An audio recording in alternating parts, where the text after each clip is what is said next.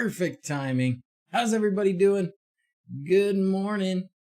Happy Saturday? Yeah, Saturday, pretty sure. How's it going? All right, we got some new people here. Teammate, what's up, dog? With the carrot, nice. J20 Joe, 1T morning. Those are, 1T and then morning. Gotcha. Barry, how you doing, everybody? Nate's random videos. What'd you make random videos about? I guess random stuff, right? That makes sense. Oh, man. I miss streaming. I missed hanging out. Too many days of real work. Messing things up. But I guess life's got to start to take a turn back towards yesteryear. All right. How's everybody doing? What are you guys working on? I bet you I know about half of you are working on, what are we going to call her today? Kendra. Let's call her Kendra because that's like, I guess, the name of her voice, actually. All right, we got Mark. Everybody, calm down. It's going to be okay. Mark's here. Richard, how's it going? Milano, Kenneth, thank you very much for being here. Real work, real life, Yona. Ain't that the truth? All right, William's here. Isn't streaming the new normal? Yeah, I hope so. I want it to be. We did have... Uh-oh, Google Cast is crapping out. Bummer. Spent the day running powered to the shed so you can put LEDs out there. Yes! Grandson wants to bring the dancing squirrel at home. We'll have to find a way to make that happen, Gary. I don't know how. I'll have to start boxing up dancing squirrels and shipping them out. Oh, I lost my train of thought already. Not something. Isn't that something? It was about... What was I going to say? Let's see. Something up here. Streaming the new normal. Oh, yes, that's what it was about. Yeah, how many of you guys made it when I streamed in the evening my time? So, let's see. It's early right now for me. It's 11 a.m. Hey, Father Time, how's the bug? I want to get out there today so bad. I want to get out there today. I actually sold one of my forklift motors to another guy who is also doing a project, an electric conversion project. I need to get brake lights on that sucker. Zach today is getting his driver's permit, and he really wants to drive the bug. So I got to get brake lights on it. Once I have brake lights on it, then I suppose I have to register it somehow. I don't know how that's going to work yet. But once he gets his driver's permit, then he can start driving. And I have brake lights, then we can start driving on the road. This is perfect time for the UK. I like this time. It was 1 a.m. your time, Peter. Yeah, I like this time, and I think most of the stream audience up to this point has definitely been Europe based, right? UK, other parts of the continent, and I'll do it as often as I can. But there's definitely going to be less time coming up than there has been in the past 2 months for me to be on and streaming during the day like this. So it's moved from purely Sunday to also Saturday and every other day that I'm home during the day, which is great. I like it. Gets me a kickstart to the day. Makes me feel like I've got something done already. But there's going to be a lot less of those times. Unless we can sell a few million Permatracks and Quinn LED boards, and then maybe I can stay home. In the weeks, it's fine in the afternoon, but through the week, the morning would be perfect. Yeah. Well, weekends will be early-ish again, like this, and then later in when I can't, like I streamed. What was it, Wednesday night? Because I was looking at the calendar and I was like, I'm not gonna be able to do any of it for a long time. I'm not gonna be able to stream for a whole week. So I just threw one in at night, and it might be a little earlier than it was that night, but that was like 5 p.m. my time, so 6 hours later than this. So all you Europeans will be snoring, counting sheep, making Z's.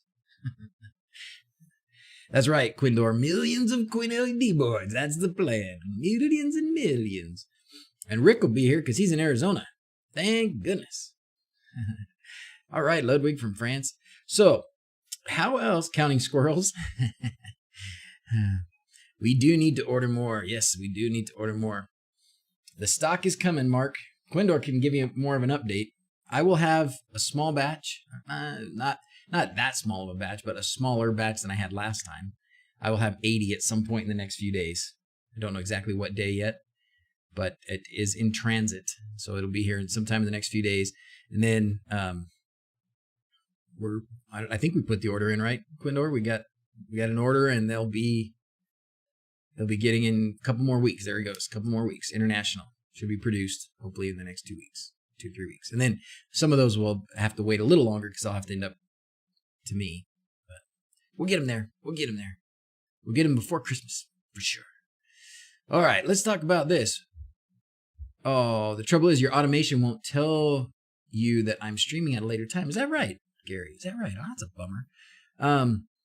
Try the calendar. Try set something up with Google Calendar. How are you triggering your automation, Gary? Are you triggering it with Twitch status? I know Blade is also working on one. I wonder how 1,000 this time. Get 1,000. Oh, you did it on purpose so I wouldn't wake you up at 2 a.m? Yeah, fine. I was gonna say Blade, Botmaster Blade. He needs to change his name. Don't you think he should change his tag to Botmaster Blade? We should let's start a petition. We need a petition. We need 500 signatures to say Blade should change his name to Botmaster Blade.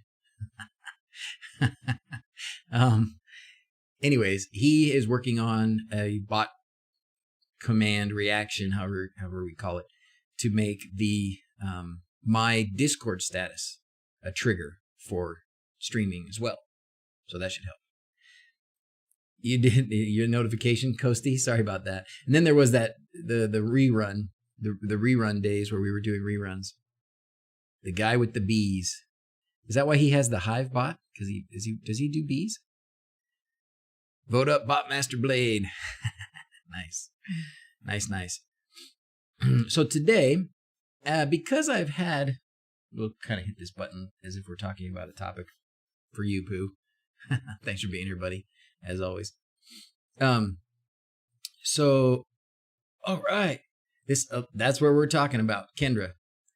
So, there's been an amazing amount of progress made in a very short period of time on this Kendra actionable notifications, the genie in the bottle. She who shall not be named, Lady A, call her what you like. But since Keaton showed off his actionable notification skill and did a great job of explaining how to make it happen for somebody who otherwise wouldn't be able to do it, right? There's been a lot of progress and a lot of traction and a lot of people working on it. And, well, working on getting it done for themselves, helping Keaton as much as we can. And there is something new that came out this week, and Violent Pooh knows what I'm talking about, don't you, buddy? Don't you? Hey, from Belgium, how's it going? I want Jarvis too. Tested the personal ID stuff before it went public. Yeah, that's right. Pooh did that. And that's where I was going today. So I have not had the chance at all to play with this personal ID stuff. We can do Love the Genie. She now warns me if my son left the lights on and if I want to turn it off. Awesome. She who shall not be named is funny, yeah. Whoop, whoop, Norway. I'm so squirrely this morning. I've only been awake for about half an hour. You see his post on Discord that what he's working on at the moment? Which, Gary, about the personal ID. Now, I thought... Okay, so personal ID. Let's mention that for a second. Let's explain what this personal ID thing is.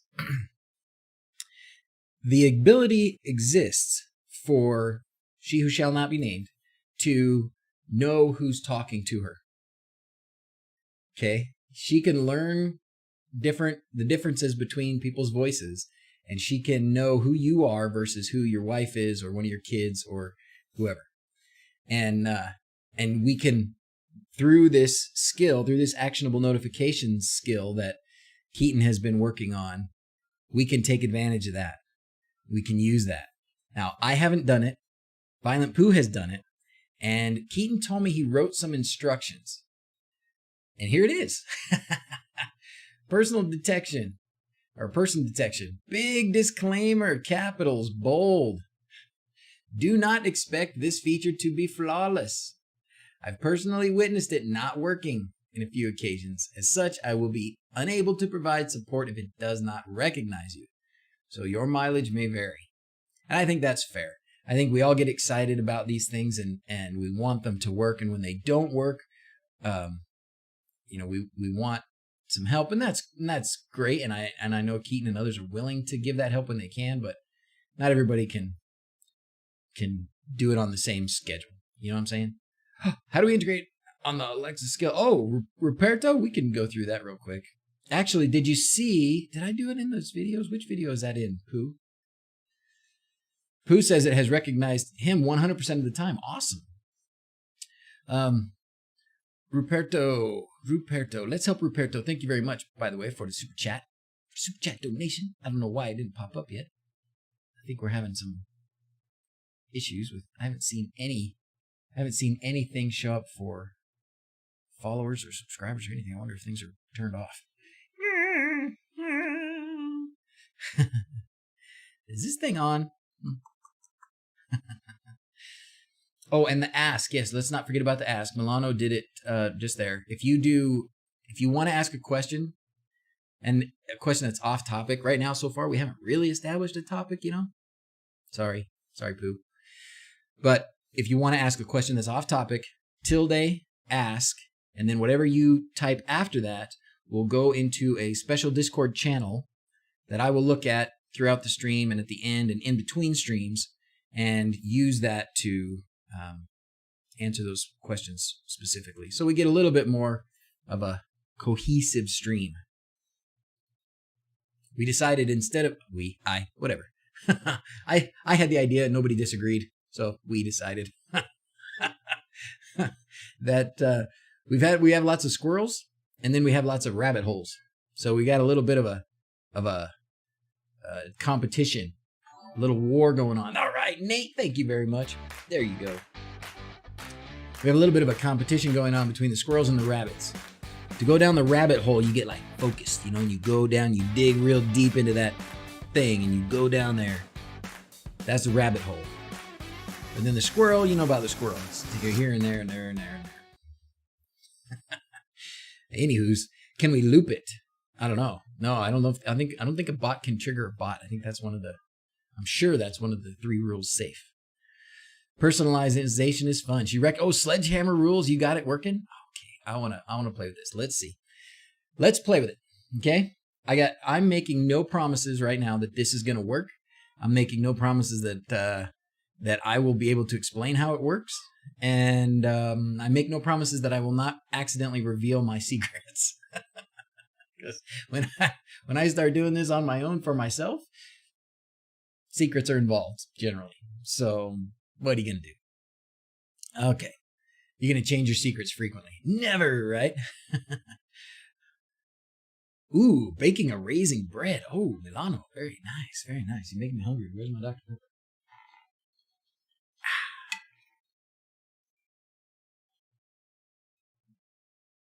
Best thing about the ramp back up to semblance of normal life is the stores now have Dr. Pepper in stock all the time. That was close. All right, here we go. Giving the custom skill personalization permissions. Okay, so we're going to navigate to here. We're going to open this in a new window so that we can see them both. You'll see I deleted my old skill, or this skill that I was using as an example, which I've done several times. So this is my actual real skill that actually really works. Dr. Pepper, TP, and cleaning supplies. Thank goodness. Okay. So we're going to go in here. Log in the same credentials you do for Alexa. We did that. Choose a custom skill you created. Set up the actions. Yes. In the bottom left of... Can we come up with another name? Let's brainstorm a little bit here. Let's brainstorm a little bit here and come up with another name besides Betty Actionable Notifications. Or even, let's shorten it to like AAN. or something. Let's agree on that so we know what we're talking about. We can all shorten it so that I don't have to think so hard about not saying that word. All right. Back on track. In the bottom left of the page, you see permissions. Oh, we got to go in here. And there's nothing important here until I open the skill code. Then my Nabu Casa stuff will be in there. So I can go through that again. Automated bread. I like automated bread. I like bread. I like automations. I like mixing them together. It's like peanut butter and chocolate. Once on a permission page, find skill permissions page. Okay, here's permissions page. Sweet. Okay. Permissions. Okay. Once on the permissions page, find skills personalization and check it. Skills personalization. Turn it on. Okay, that's easy. Sorry, my sniffles. Oh, it's allergy time again. It's nice outside and things are blooming like crazy. That's it? You're all done? What? What? Okay, not really. Download the latest Lambda function, set it up as normal, trigger an automation, respond as usual. You should now see event person ID in the event payload. That's easy. Okay, let's try this. Let's do, then your person ID. Oh, I see. Oh, I understand. So you don't even have to like train her. She just recognizes personal IDs, and then you can use that personal ID in whatever your automation and such, right? Okay, cool. So did I have to save any of this? No. You're all done. Okay, so now, but I do need to make sure that I've updated the latest Lambda code, right? So this is the part where it reveals my duck DNS or whatever it is. Yeah. So here's what I'm going to do for now. I'm just going to take that out for now. So what you do, right? We got to go to here to get the code. Open the code tab in a new tab. And the latest lambda function.py. This is what has saved us so much effort, is Keaton just keeps this updated, and all we have to do is copy this guy and then replace the one in our skill. And all the new features are there. It's not that hard. It makes me feel like a hacker. Okay, now, back to Ruperto's question. Ruperto, if you have Nabu Casa, then right here, you're going to put your Nabu Casa URL. So it's going to look like this. Blah, blah, blah, blah, blah, and then it's going to end with nabu.casa. Okay. That's how it ends. Make sure you don't have an ending slash on there, because that will throw it off. And if you're not using Nabu Casa, we would kind of beat this to death. If you're using the port on the end, you have to use the long-lived access token. But if you're using Nabu Casa, you can just do Nabu Casa URL here, true here, and then we can go back to those permissions things for 2 seconds if we want. No big deal. Now let me move this over here so that I can so I can safely and privately put my Nabu Casa address in there. Nobody can see it. Shh, don't tell Blade. He'll probably show up any second now. Blade's going to show up. He's going to be like, I smell secrets. All right. Save that. And deploy that. And as soon as it says deployed, okay, successfully deployed. Now I'm going to go back here to my skill for a minute. Okay. Things are safe. I'm safe now. I'm safe. The other thing you have to do, if you don't use the access token, right? Again, there's 2 methods for getting your skill, your Amazon skill, connected to Home Assistant. One is through what's called account linking. And it's going to be at least part of my URL down there. There. Okay. Through account linking. Account linking requires your URL to go in those funny places down there. If you don't want to use account linking, you don't have to. Even if you have Nabu Casa, you don't have to use account linking. You can just leave this turned off and just put a long-lived access token in your code. And Keaton said maybe that was the easier thing to do, and I'm starting to agree. I'm starting to agree because I just know people have had a lot of struggles with this. But I think mostly it's simple things. Ooh, food out of here. All right, see you, Quindor. Have a good one, buddy. I like it, Raspy. I keep adding more projects, and the rabbit hole is the Grand Canyon. So this is how we're going to stay young and live forever, guys. We're going to keep our minds sharp, and we're going to keep working on projects. We're constantly going to be having that next thing we want to get done, and we're not going to let ourselves get old and frail and die. So we're going to live forever. We're going to be immortal.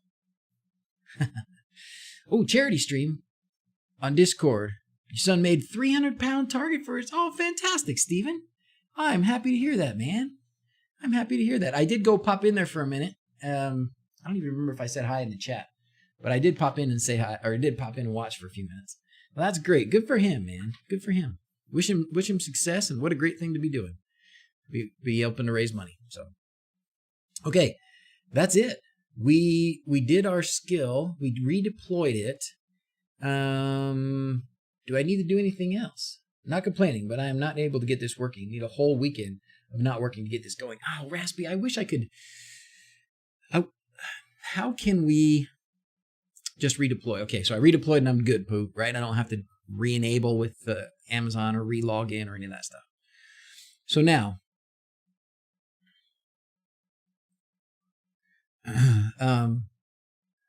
what I want to think about for a minute. We're off topic, so I'm going to put a marker and a squirrel.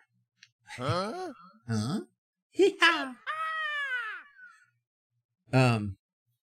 What I want to, I would love to be able to do some screen share sometimes, because I think we can find problems. Like Raspy, if you will take screenshots of everything that you have, all the pages, or do a screen share. See, the problem with doing a screen share is you have to have time to do it at the same time. Like you have to have time when I have time, or somebody else and you have to have time at the same time, and want to do that. And it's nice. All right, we'll do some of this. Thank you, Jalopy. I like that, Jalopy Jones.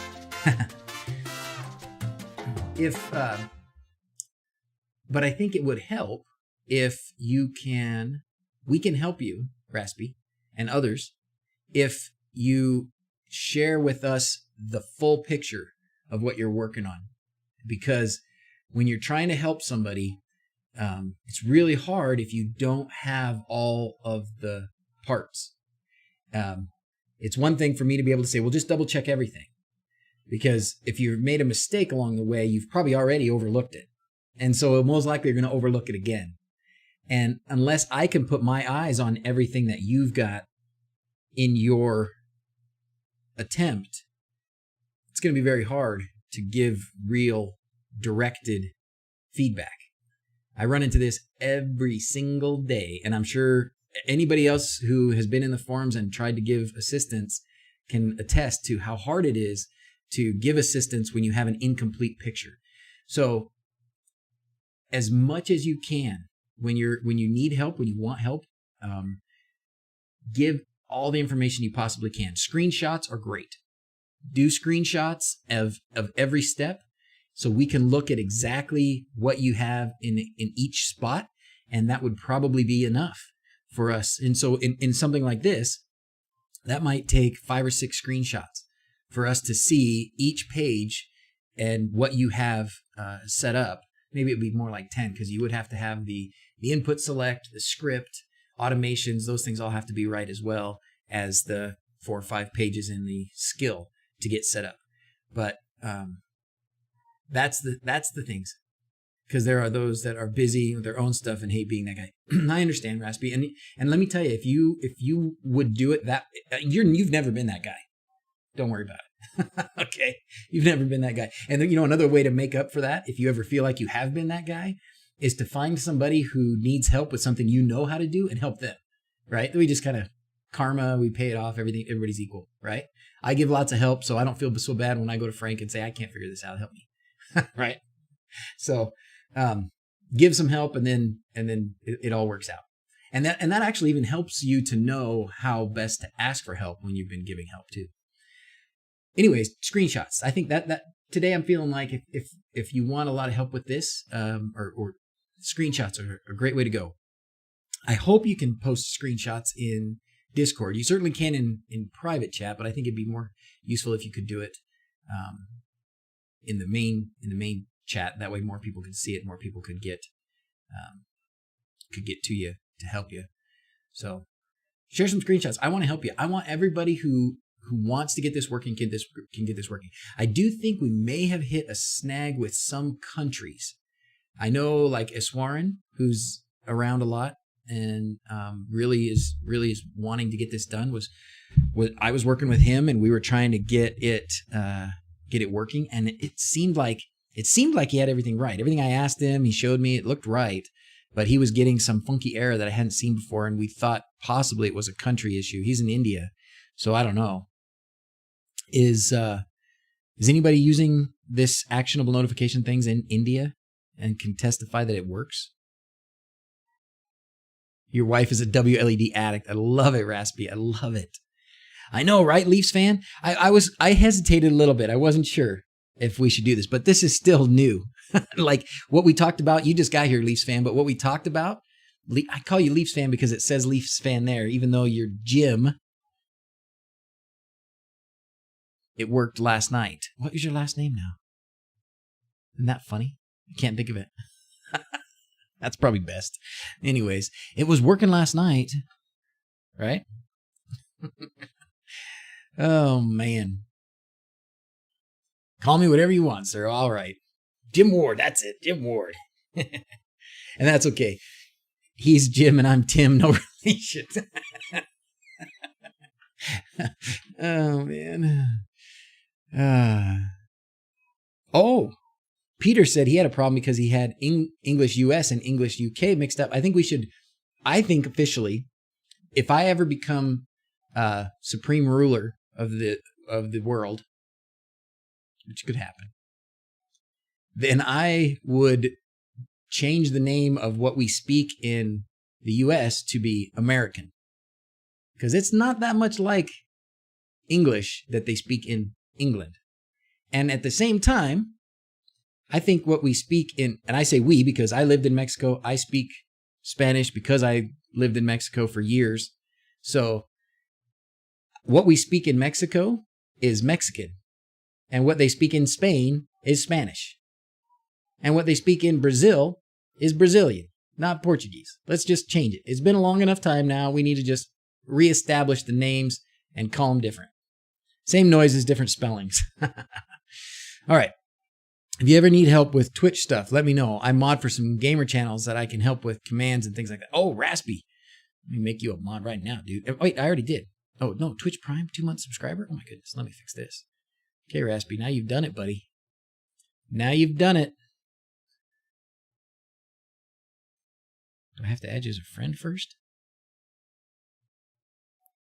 There you go. Bum, bum, bum. Okay. Just like that. Just like that, you've been knighted, Raspy. Sam, stealing your Twitch job? No way. You still mod. We need all the help we can get. Y'all need to quit squirreling him. Okay, let's keep going. Sorry. That was fun though. It was a good talk. It's good talk. Okay.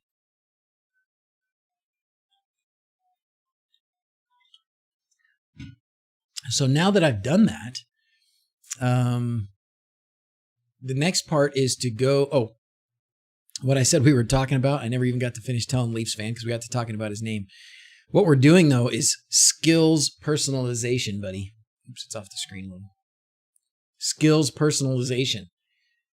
So your Amazon Echo has the ability to recognize who's talking. And we have the ability, because of the latest and greatest actionable notifications skill, we have the ability to utilize that personal identification. So that's what we just started doing. So I just did this part here. I just went in and did this, turned on the skills personalization. I changed the code, and now I added the code, do the setup. Now I need to trigger an automation and respond as usual. Okay, so let's go to Home Assistant. And I still don't have a button that would just trigger this automation, which would make things much easier.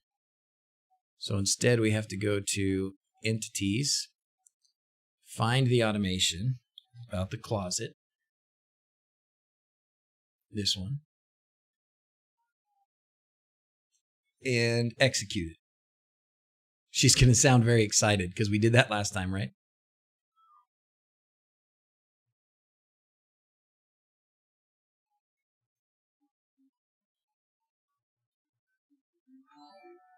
No. I wonder if that's going to work, though. So then, trigger an automation, respond as usual. You should now see event person in the event payload. Oh, I should have gone to events. So I needed to go to events. Let's do it, though. Let's make this a... Okay, entity ID. We're going to do this. We're going to copy this. We're going to put this on our... I'm going to make this easy to come back to.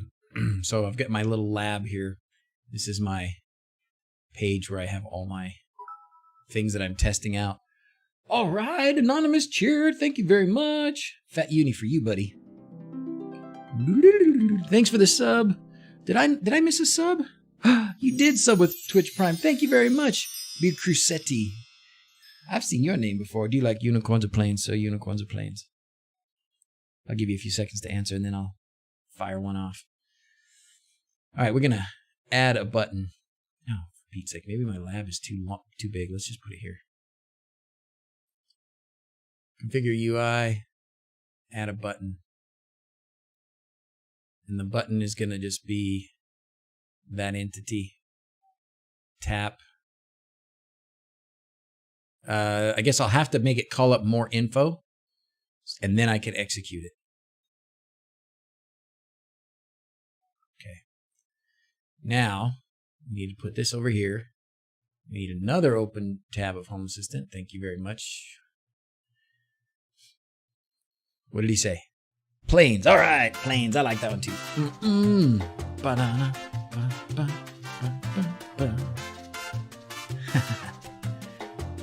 Banana. All right. Oops, it's always lights. We can turn those off. Okay, we got to go to the events page because we want to see the details. Oops, not entities.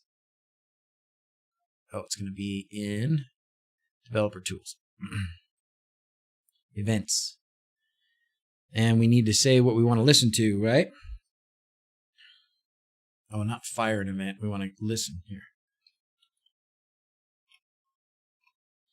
So we're going to listen to that event type, which is actionable notifications. Okay. Let's just copy it.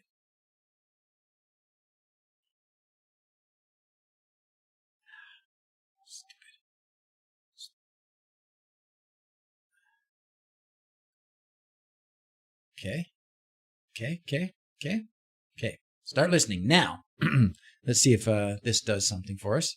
Now we can execute this.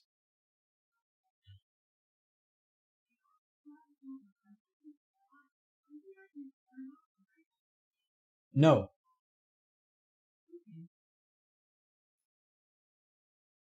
That's not enough. Something happened. Oh, event person ID. Oh, okay. I'm sorry. I need to listen to event person ID. Oh, interesting. I'm surprised that she can get that from just yes or no. Okay, so we start listening to event person ID. And then we trigger this.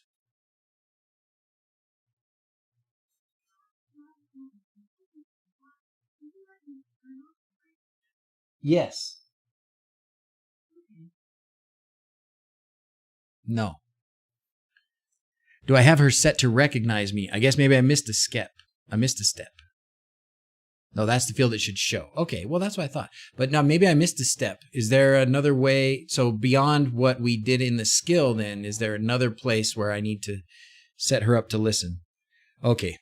Oh, then probably I didn't do that. So I guess there is a step in the app.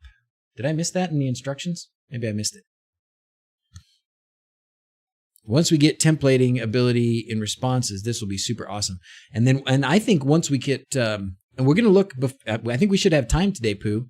I think we should look at your flow, your Node-RED flow. All right.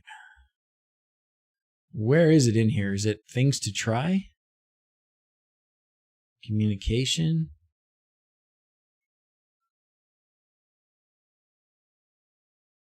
Settings. Voice profile. Okay, so it's in the app, it's under settings, and then it's under voice profile. I wonder if you can do it here as well.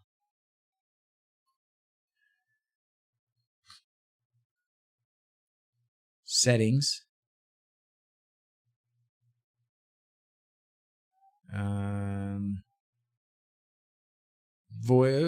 No. Voice responses, no. Okay, so it doesn't have the same settings here as it has in your phone. Okay, so voice profile. Oh, yeah, so you do have to make it learn you. Okay, so it does have to, you do have to train her. You need to talk to it and say like 4 phrases. Okay, all right, I'm going to do that. Do you guys want to mute your devices? It needs to learn every person. Okay. Okay, did I miss that in the instructions? Maybe we need to add that. That's probably assuming that if you're going to get to this step, you're going to have already, you should have known that you needed to do this. Yeah, I'll have to say it a lot of times, right? Family time to get the whole crew together and come talk to Betty. Okay, yeah, we're going to try this. Create a voice profile. Voice profile, learn your voice, call you by name. Do we get to tell her what to call us, please? Because if she doesn't call me master, my life is just not going to be complete. Because it'd be like I Dream of Jeannie then if she calls me master. Okay, here we go.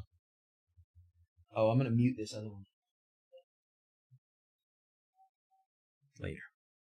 Okay, here goes.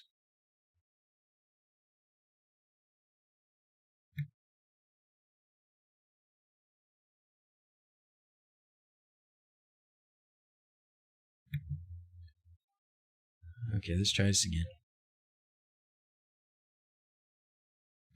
What is the outside temperature? Okay.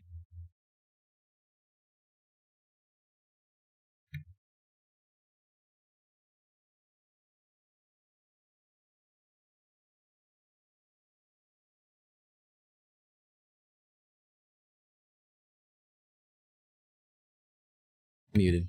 Thank you.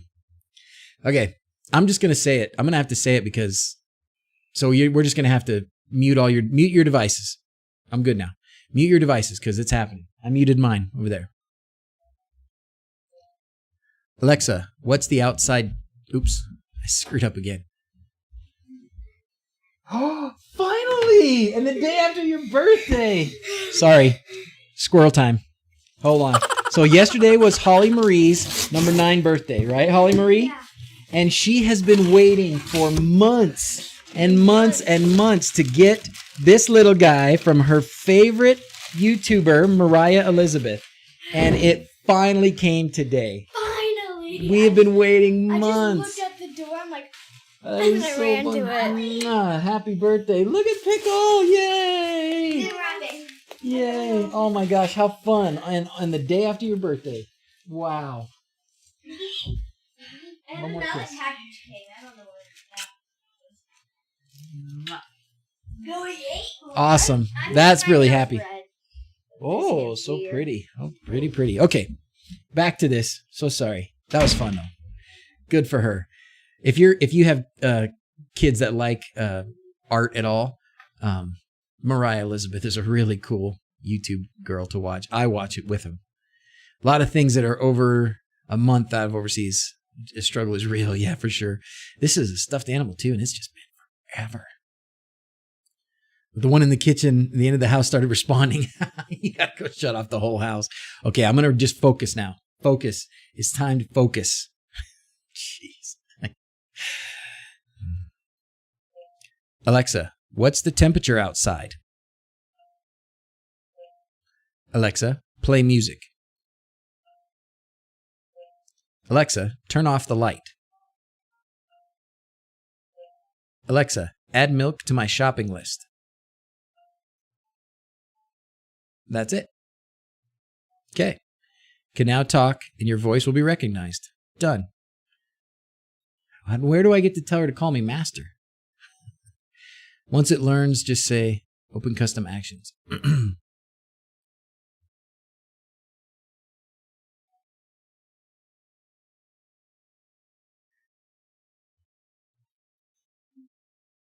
Alexa, open custom actions.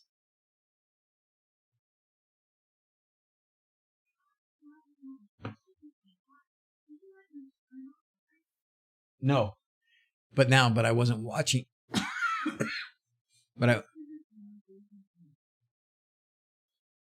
That's weird. Did it say your name? No. It said I just triggered the home event. The hello world event. I'll try it again. What is she supposed to say? Like, okay, Justin, or something? Pooh, you got your microphone, buddy? Let's just do this. Let's get you on here. Alexa, open custom actions.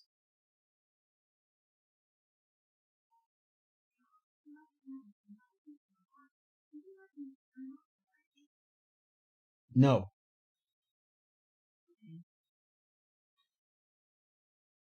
Yeah, she didn't say my name. Today's a good day. I got 4 Quinn LED Dig Uno from DrZzs. Yahoo! All right. We're going to bring Violent Pooh on here. Tim, not related to Jim. Okay. I'm going to go to Discord. Ooh, I don't even have Discord open. So Violent Pooh has done this. And since I'm obviously missing too many steps, we're just going to have him come on, show me how it's done.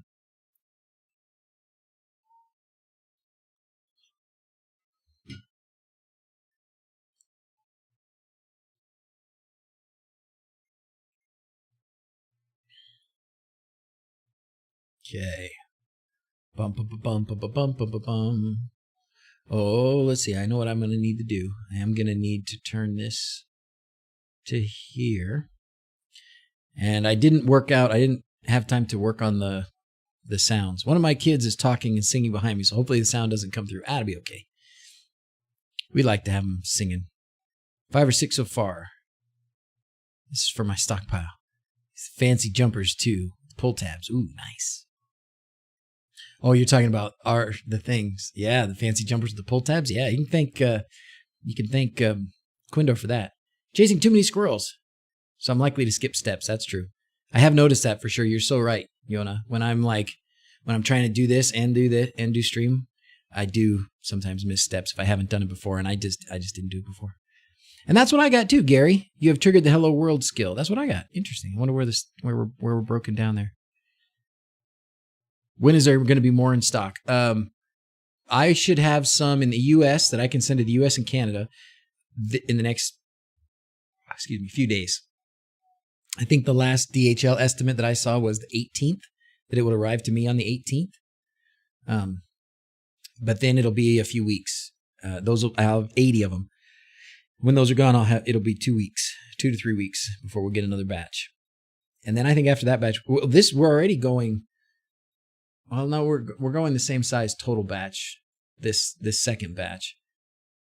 But then the next batch, the third batch, hopefully will be quite. Ask her, who am I? Okay. Is everybody still muted on theirs? Can I just go ahead and say the name? It's just so much easier for me. Alexa, Who am I?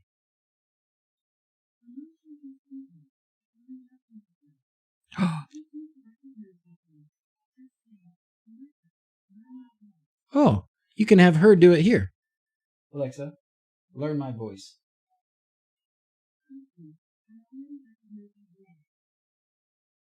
Okay, so I just said, okay, you didn't hear what she said? Sorry. So I told her, I did what, who was it? Mark said that? You ask her, who am I? And it says, I don't know who you are, but I know you're on Justin's account.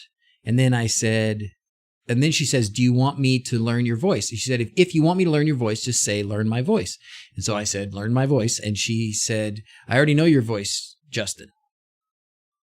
Sweet. Waiting for the call. Sorry, dude. Ready. Here it comes.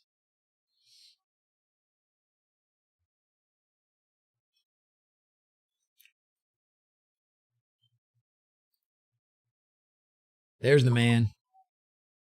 How's it going? All right. All right. Thanks for being here, Tim. Thanks for all your help, dude. What's that? I had to mute the stream. Oh, yeah. Probably a good idea. I assume everybody can hear him because I can see the desktop audio thing going. Now you done messed up. Not master. No, we'll get her to call us master here pretty soon.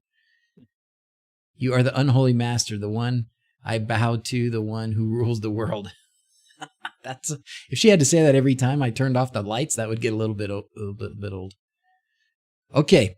All right, Tim. Dude, thanks for personally now, because I haven't actually spoken to you in words, but thanks for all the video help, man. That has been so fantastic. Yeah, no problem.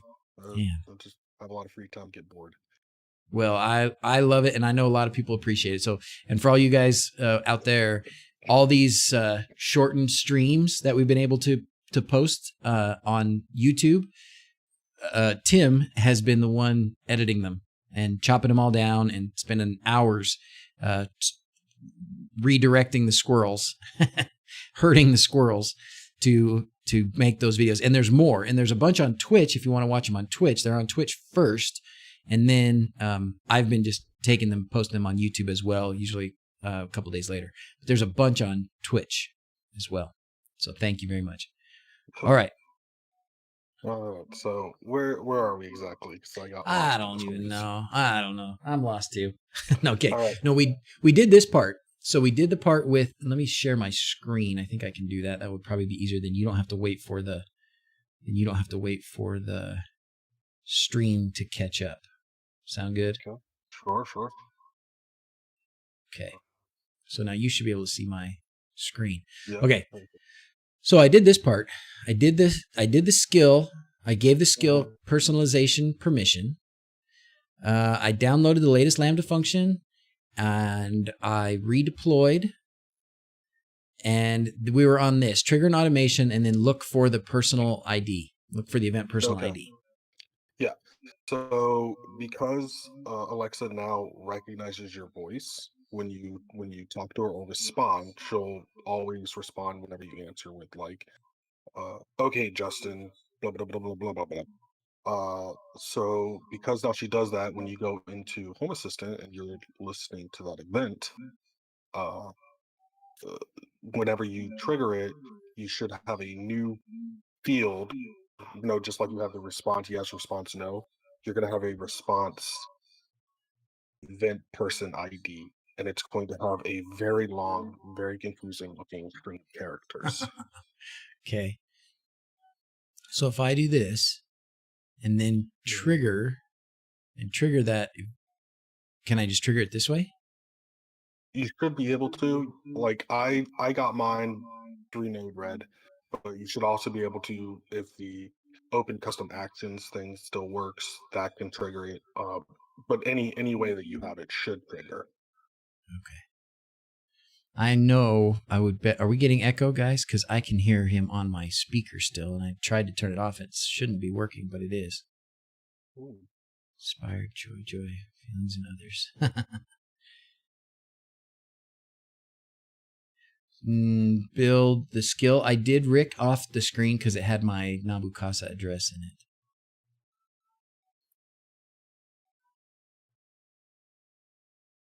Okay.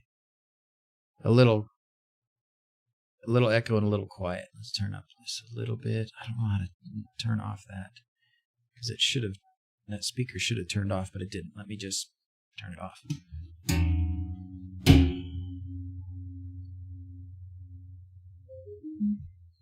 Okay. Echo will be gone. All right. Here we go. So we're listening to that. Let's just execute it here and see what happens. My kids doing their distance learning school stuff. Well, I don't hear your kids at all. So all that's good.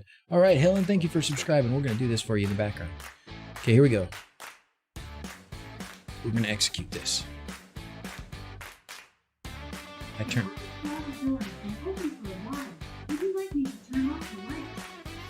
No. Okay, Justin. Bingo. Oh, there it is. She did it. Wow. And then here's my personal. There it is. That one there. Oh, yes, there it is. Perfect. So that's your person ID. So whenever you do a automation or whatever, if you just include that event person ID as one of the things it needs to look for, then she will only accept answers from you. Wow. Anybody else who talks to it and responds will basically be it'll basically respond with something saying like I'm sorry, like I can't do that, or like a nothing response. Oh, we need this. Hold on. Let's see. Which kids do I have home? I need to get one of the kids up here. To say no. Have you ever tried just like pretending to sound like somebody else? Let's try that. I'm going to just try it. Let's see what she says. I'm going to execute it, and then I'm just going to be like Mrs. Doubtfire or something. The office closet door has been open for a while. Would you like me to turn off the lights? No, thank you. Okay. Oh, she still knows it's me. Person blank. Oh, it's blank. Yeah, there it is. It's blank. Are you there still? Uh-huh. Oh, I know why. Because I didn't set it to only answer this, right?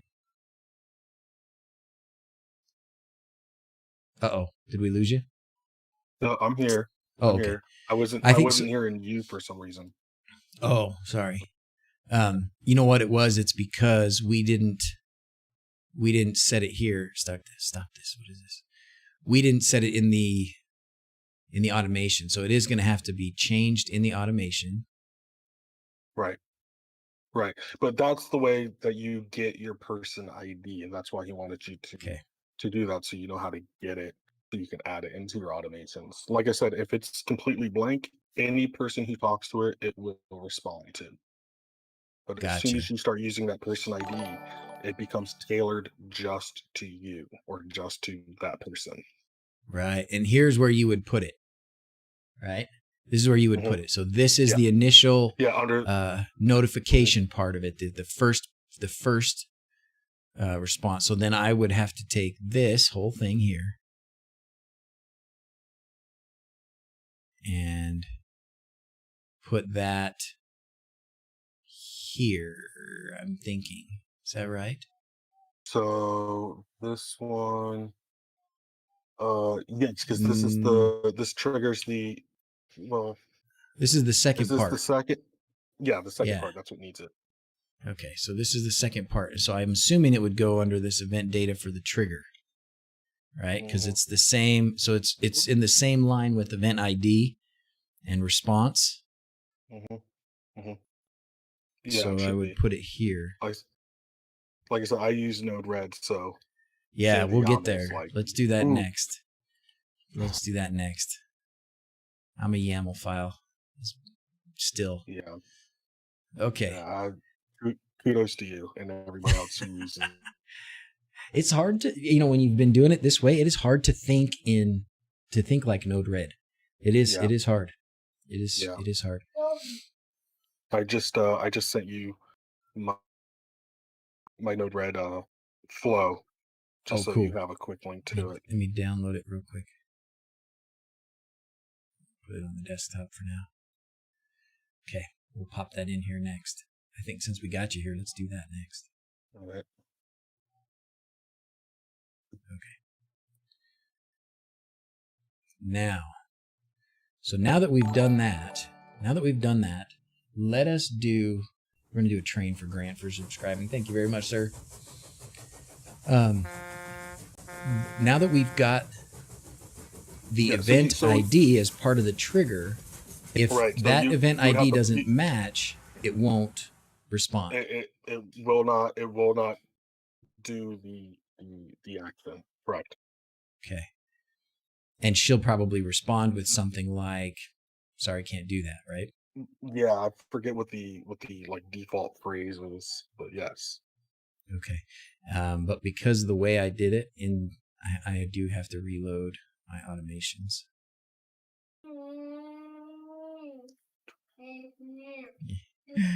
It's okay. She can make all the noise she wants, or he. What are they doing? What's refusing to lay down. Oh. Refusing to take a nap? Yes. I'll take a nap. Yeah, me too. Server controls. Reload automations. There we go. Can you guys hear the soccer practice going on in our backyard? I can't hear anything on your side except you. Perfect.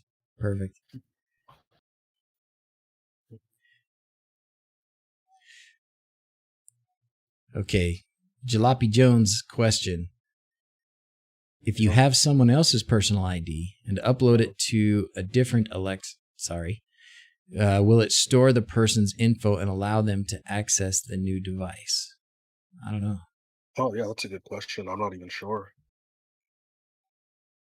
But Good I guess question. that person would have to physically be in your house, obviously, to activate it. Yeah, that's a good question. Oh, right now, okay. So Keaton says she will respond with okay, but she won't actually do the action. Yeah. Okay. That's right. Okay. But if she does recognize me, she'll respond with okay, Justin. Correct. Or whatever you decide to tell her your name is. Yeah. Okay. So let's do that part. How do we decide? Where do we get to tell her what name we want her to call us? It's going to be in the Alexa app on your phone. Okay.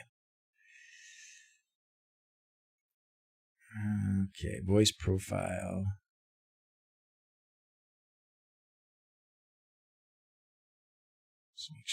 It didn't ask me up front. Maybe it's going to give me the option here. Oh, yeah. Learn my voice, delete my voice. To recognize more voices. Yeah. Now, the one thing about this is you'll either have to log out and log in under like another Amazon account that's in your Amazon household. So each person can learn it. Or if like your wife has the Alexa app on her phone, she can just go in as long Does as she have to have a different account? It says you can learn different voices here. Yeah, you learn the voices by having everybody like log in using their own account, but Amazon has like their Amazon household. So as long as all the accounts are in the same household, it's not like a big deal. Everything is kind of linked. Rick says if you say Alexa, she won't respond. All right. Why will it not?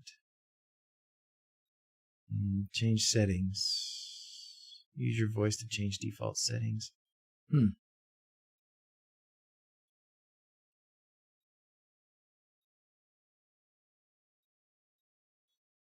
Trying to see where to change that. I'm sure this is a quick Google. Yeah, I know when I set my wife up, at the very beginning before it issued the phrases, it asked to like put her name in, so I guess it could figure out who was talking to it.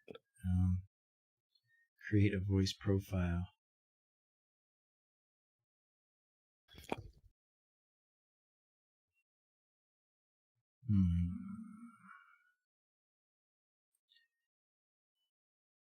Learn my voice, delete my voice. Recognize speakers, listening to start recording, matching them. Listen to a phrase. Tell us who said it. Oh, that's cool. Isn't it amazing? I mean, there's a lot of stuff. This would be like... Oh, you sent the link twice. Where is it? Did you send it in Discord? I don't see it.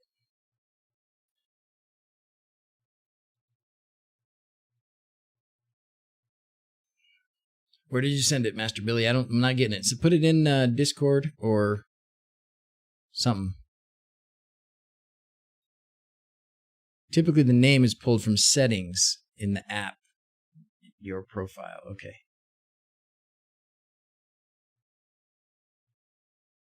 So back here, settings. Sorry, nobody can see this. Your profile. And then edit name. Okay, cool. I'm just going to put master. Save. Oh, she need a last name? She won't say your last name. At least mine doesn't. Okay. Voice is configured. Okay, let's try this again now. Well, I don't know how fast it updates. But let's see. So we've got this. Just got ask this it part what here. your name is, or ask Okay. her if she knows who's talking. Okay. Alexa, what's my name? I'm talking to Master. This is Justin's account. Yeah. She's talking to Master. Right. I think I'm going to change it to my master. That way she'll say, yes, my master, every time. Not just yes, master. Right. Oh, man, it's the little joys in life.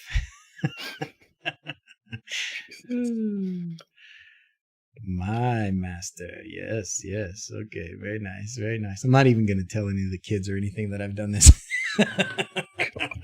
Oh my gosh. Oh, I can't wait to go downstairs and when Mrs. Z's can't get her to play the right radio station or something, and I tell her to play the radio station, and she says, "Yes, my master." Everybody's gonna. Okay, cool. They're gonna have you committed. Oh yes, I probably should be, but that's okay. That's okay. Okay, fun. Well, that actually was pretty easy, and then the way that you can use it is as we showed in this automation, right? Yeah. So this is how you would make it so only specific people.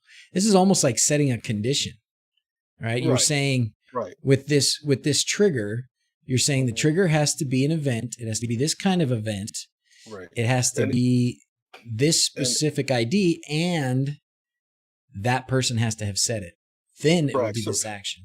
Correct. So if you were to build this in like the Home Assistant UI, then yes, you would just use that as one of the conditions of the Mhm. trigger. Right. Right. And Okay. then so that way you can easily say, I want this condition of this person, or another condition of this other person. So you can kind of add them through that way. Somebody says, is there a spelling mistake on the event type? Me, Alcatraz? Or somebody else's? Did I misspell something? Maybe. Wouldn't be surprised. And or for event person would be great here too. Oh yeah. You could do multiple triggers. The trigger what you would probably have to have, yeah, exactly, a trigger that was one or the others. Mhm. The word notification. Oh yeah, it is. It is misspelled. How about that? Yeah, but you know what? As long as it's misspelled everywhere, it That's doesn't true. matter. That's true. Is it misspelled everywhere? Oh, and it wasn't misspelled everywhere. Wait. Event ID, actual notification office closet. Oh no, that was the event type. So yeah, that probably was not working. It was working at one point. I must have changed it. I must have copied something in. Oh, here it is up here. Oh, How good do you catch. guys see those? How do you guys catch those? You guys catch my spelling mistakes all the time. That's awesome. Thank you. I say the reason that doctors have such bad handwriting is because we secretly can't spell very well. So just scribble it so nobody knows that I can't spell. Had a typo in the code so long ago. Oh, really? So I wonder, could we use this just for simplicity's sake? Could this be secrets? This event person ID? Could I do ! secret? I don't Just see an why ID not. or something? Yeah, I Should don't be, see right? why not. Yeah. Okay. I think I'll do that, but I'm not going to open my secrets file right now because Blade's not here to screen capture it. So I would hate for him to miss that. Yeah, and I'm super not recording this screen share. Yeah, I'm sure. Okay, so let's go to, let's do some Node-RED. What do you say? Right. Yes. Let's do it. Let's do it. I enjoy the Node-REDs. Right, And good. honestly, it was big shout out to Hook Like Rob for his videos got me into Node-RED. I have I think maybe I should go back and rewatch some of those, because when he first did them, I was so Node-RED naive that it was all way over my head. Yeah, he same. started talking about stuff, and I was like, I don't know what you're talking about. Yeah, Moving on. when he was on one of your shows or whatever, trying to talk you through how to do MQTT stuff, and I think some of the switches and things like that, that was beyond me at the time. But I just kind of took it slow, one step at a time, and I kind of figured out what's going on with it. Okay, so I don't think we're going to need this for now. We're going to make this bigger. And let's grab. So should we just make a new flow? If you just import the flow I sent you, it'll make a new tab at the top and everything. Oh, okay. And I scrubbed it so you shouldn't have any server issues or anything like that. Oh, good man. Thank you much. Mm-hmm. And I can just import from the file you sent right here. Yep. And probably we should post this. You want to drop that in? I posted on the wiki. It's under one of the examples.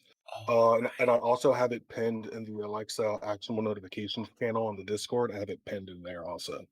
Okay. So it's in here. Yep, should be very first one. How to set up using Node-RED, cool. including person ID.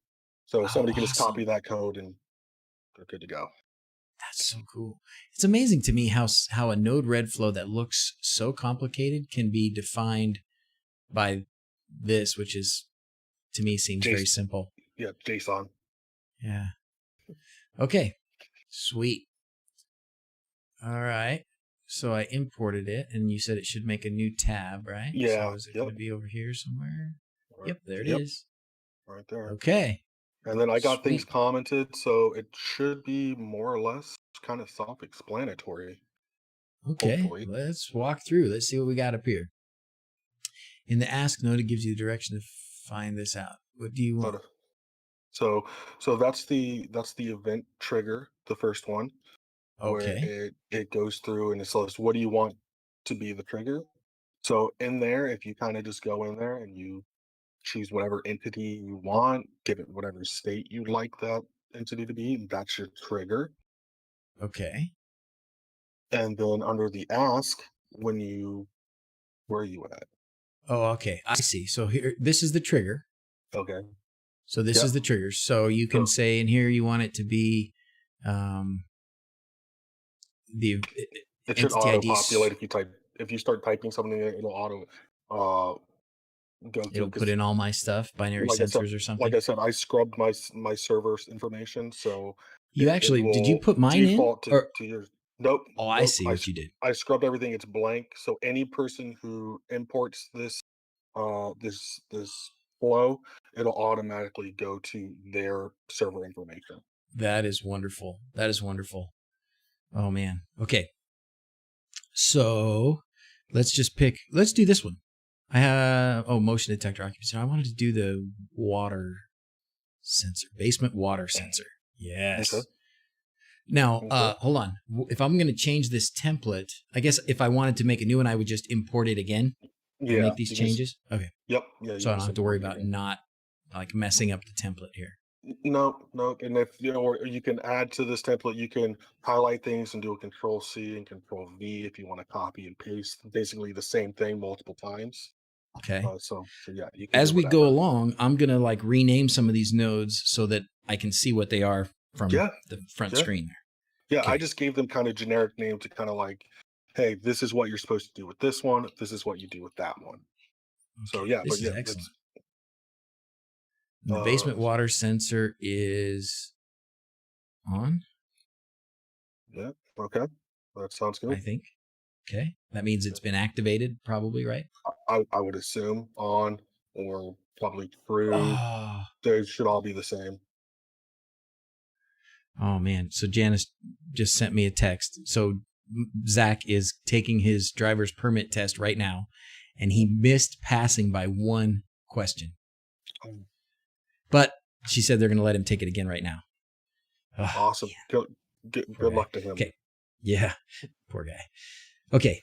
So we're done with that. So now we have a trigger, and the trigger is anytime that this is on. Or actually, I guess I don't have to do on. Like I said, you can do whatever you want. If you want it to be off, you can either say anytime it's off, or you can change the uh Yeah, I need like it to be. typing or whatever to say anytime the statement is not true. 'Cause Okay. The So top if one's it's true, the bottom one's false. gotcha. So up there, this is where you draw the line from if it's a positive, like the If sensor it's is if, on, yeah, if then it's a use this true line. If it's an if off it's thing, use yeah that line. yeah if it's Okay. true, then it's the top one. If it's false, it's the bottom. So then So this is under gonna be fun. I got an idea here. This is gonna be good. I don't know if it's really gonna work, but I do have that. I have that Zigbee. Is it Zigbee or Wi-Fi, whatever? But it's the valve turn off. So okay. I could set this up, this Node-RED thing here, to set it up.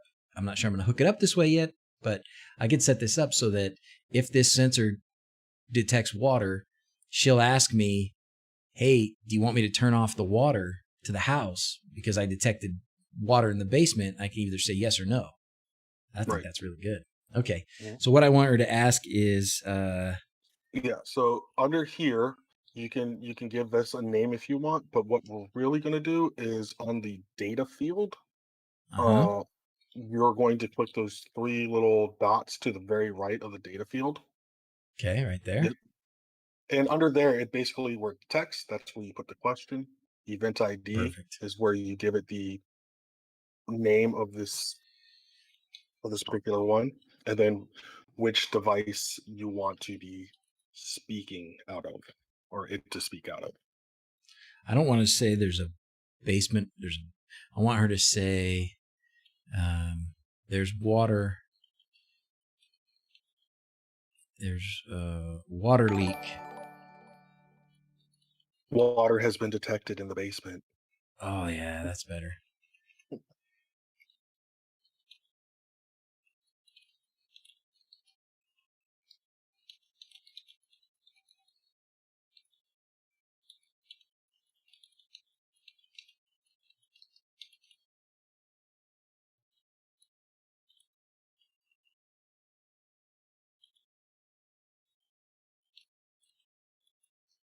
Okay, so I've got her asking me. I got her to tell me there's water been detected in the basement. I'm gonna actually. Well, I know it doesn't do an exclamation point, but we're gonna make this. We're gonna do this with some emphasis. Yeah, that's fine because, uh, uh, yeah, because I think you would add the emotion as whatnot in the same field as you did previously with the other stuff. Right here, right? I believe so. Yeah, let's open that up again and we'll check it out. I'm totally ignoring chat, so I hope you guys are taking care of each other in there. Gotta focus. This part right here. So we're gonna take this motion excited intensity high.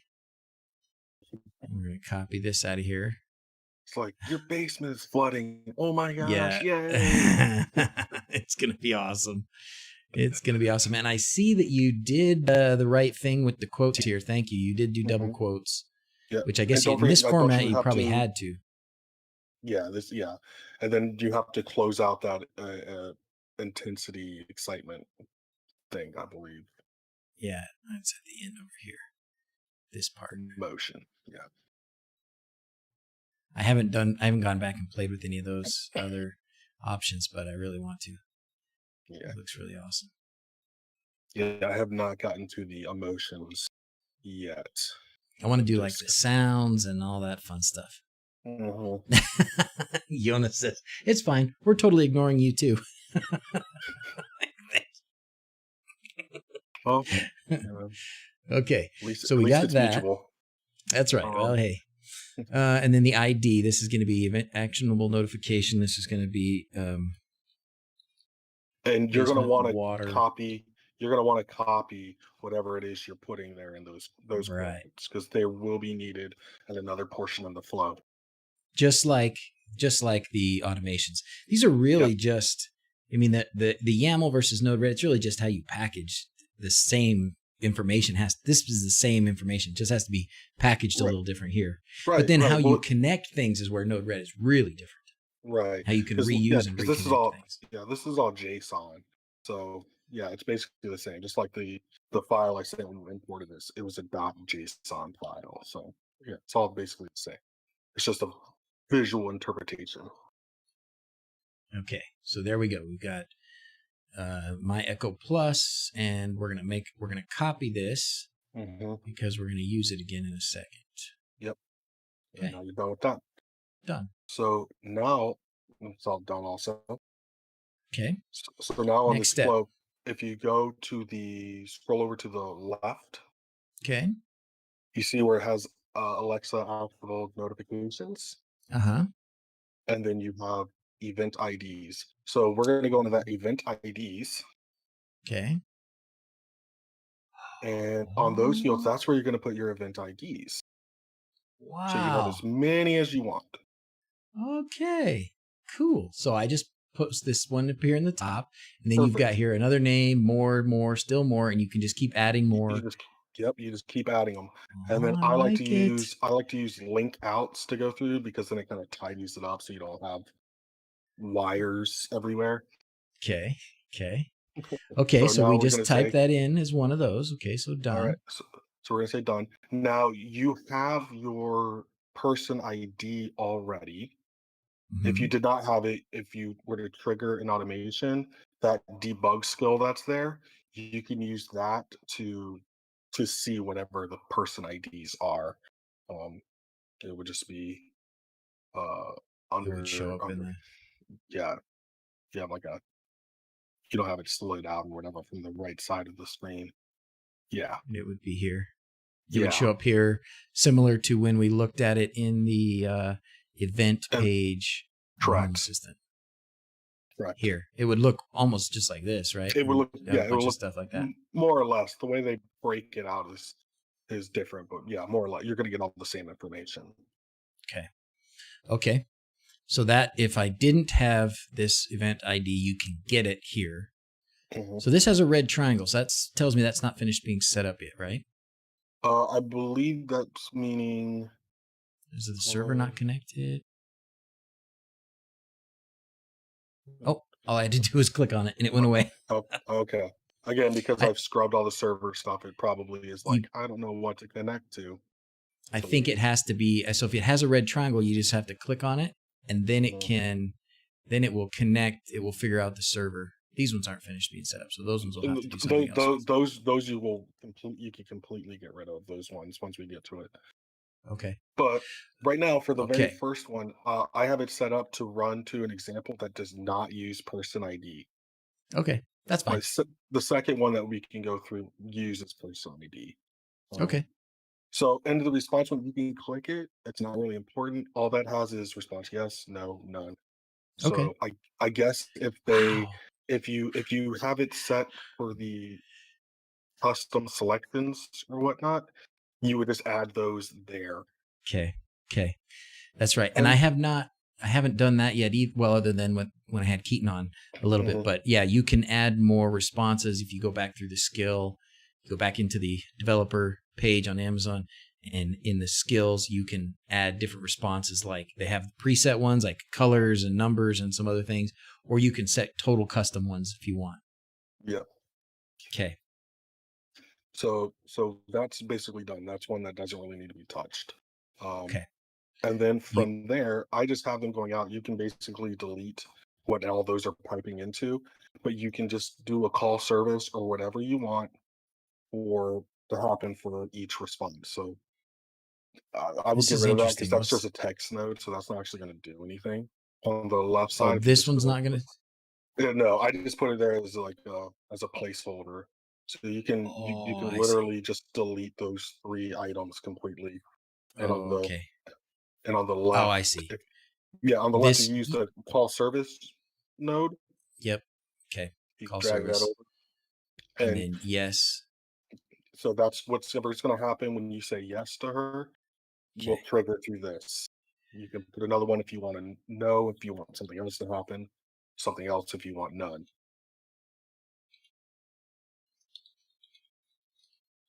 So, like in my personal one, I have a response that when nobody's home, after so long, it detects and it'll ask a question if anybody is still in the house, and if somebody says yes or no, I get a notification telling me somebody's still in my house. If I Oh, if I get no response, then my alarm is activated, my doors are locked, and everything happens. I see. I see. Okay. Very cool. Um, I'm just gonna pick some switch here that doesn't really matter. We'll switch probably like my office light so we can see it. Or you can do that. Oh, you don't have the valve thing hooked up I don't have yet. it actually hooked up. No, but with something like this, Mhm. probably will. I mean, I probably need to actually get that hooked up. We haven't had a flood, thankfully, in years, but that doesn't mean we're not done with them. Right. You ever had a flood in your basement or any place like that? I live in Florida, so we don't even have basements. Because if you dug under your house, it would be a swimming pool. Pretty much. Pretty much. Oh man. We have, I think, we had at least 2 floods in the first 3 years, and we probably had Oh, 3 floods because I know we had. We had. No, it's only 3 total. 3 total, but 2 of them it was because the faucet, one of the faucets goes to the outside of the house. If you leave a hose on it in the wintertime, again, something you don't have to oh experience there in Florida, no. it it will freeze Right. the bit. What do they call it? I don't remember what they call it, but anyways, it freezes Yeah. the end of the pipe there. What do they Yeah. call it? The with the hose bib. Yes, that's it, hose bib. And so we had one break, and we had it fixed, and everything was fine. And then it did it again, like just like a year and a half ago or something. And this second time, it did a lot more damage to the drywall and the Mm, ceiling. And mm. anyways, Yeah, I had to get my house replumbed last year, so luckily there was no water intrusion. It was all under the slab. Yeah, made me really think about getting something that I could automatically shut off water just in case. do I have to put anything here in data if I already have Uh, turn off and the ID? no, no. It says If you're it's just red, yeah, but if you're just activating a random switch, you don't have to do anything. You're using the entity ID field to determine what you want, which switch. well, okay, I'm setting this to turn off so that we can actually just experience it so that it'll work. So my Okay. fan will go off here instead of actually turning anything off. Okay. All right. So okay. So when the water. So now you would, if you're done with it, if that's the only thing you want, you would just click deploy, and that would be done. You can also give it a no response to do something. If you tell it no, it can do something completely different. I You would want to actually ignore have it do the same thing, right? If if you were it really setting this up, if because nobody's home and it says, "Do you want right, me to turn off the water?" It's better that it right, defaults off, to nobody off. answering. Let's turn it off. You know. Right, right. So like I have a flow for my front door. When the door has been unlocked for a certain amount of time, it'll ask me if I want to lock it. If I say yes, it locks it. If I say no, then it will default remind me every like 5 minutes or so that the door has still been unlocked, unless I've manually locked it in the meantime.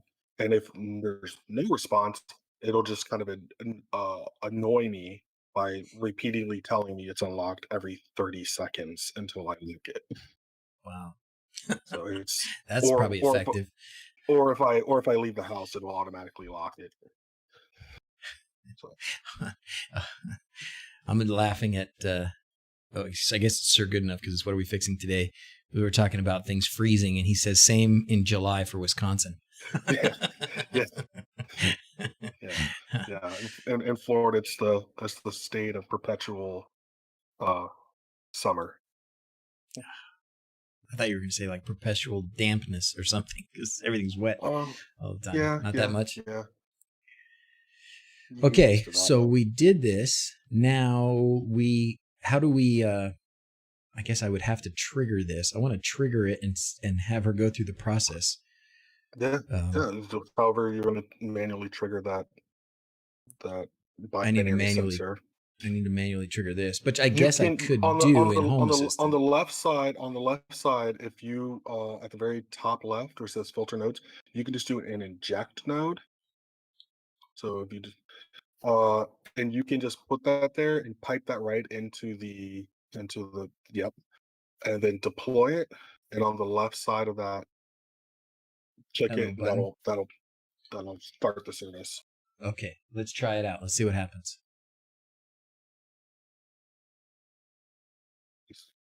You see, it says Water has been detected in the basement. Do you want me to turn off the main water valve? I'm not going to say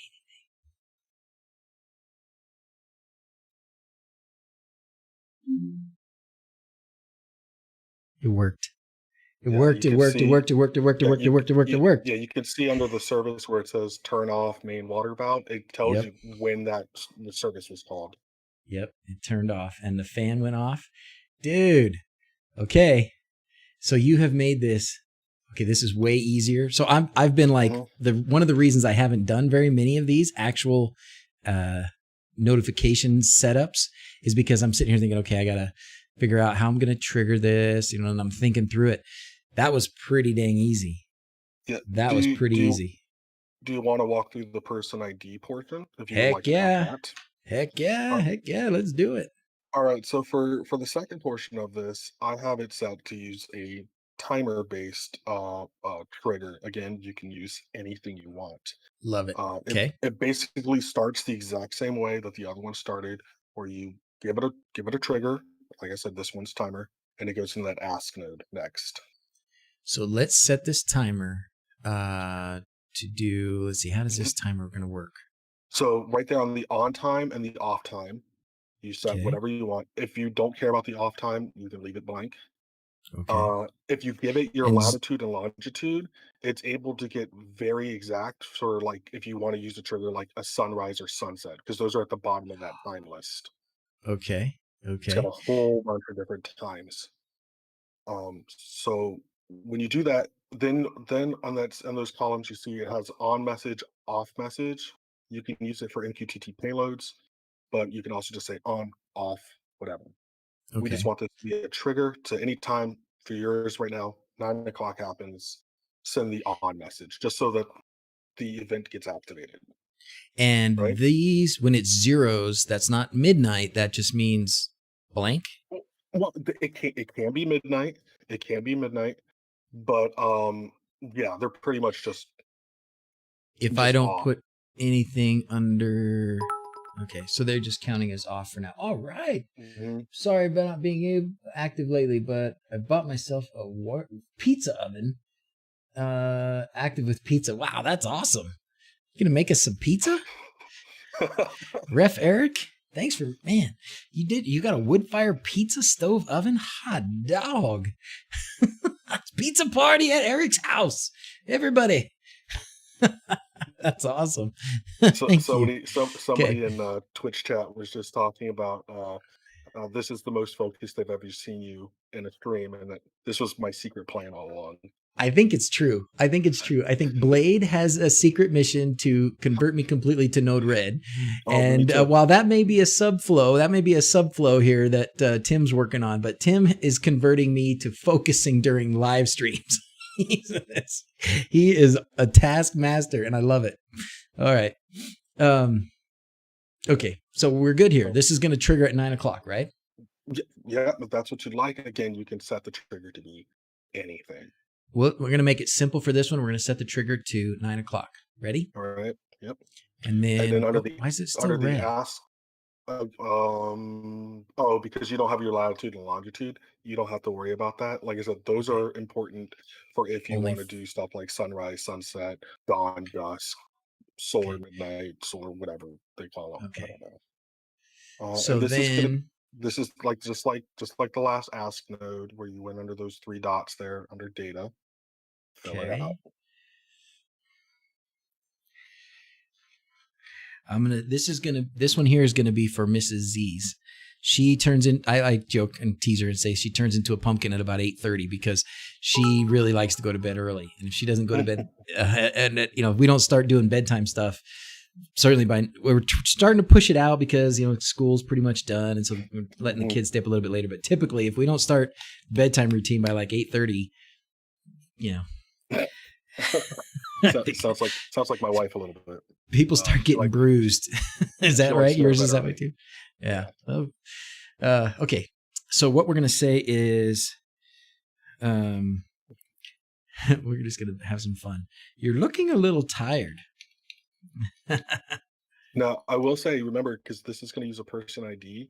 Right now, it does not know her voice, which True. is Let's fine. set it We up can to ask still me. make it do an automation for when anybody talks to it. But if you talk to it because it knows you currently, it'll do something completely different. Okay. Let's have it say something to me then. We're going to say Mrs. Z's is about to pumpkinify. Should I make the bedtime announcement? Okay. And then this notification, this is going to have to be a little bit different. So we're going to say, because I already have one of these, pumpkin bedtime. I'm just going to make sure we don't overlap in the names. Pumpkin bedtime. And then the media player, we'll make it my media player again.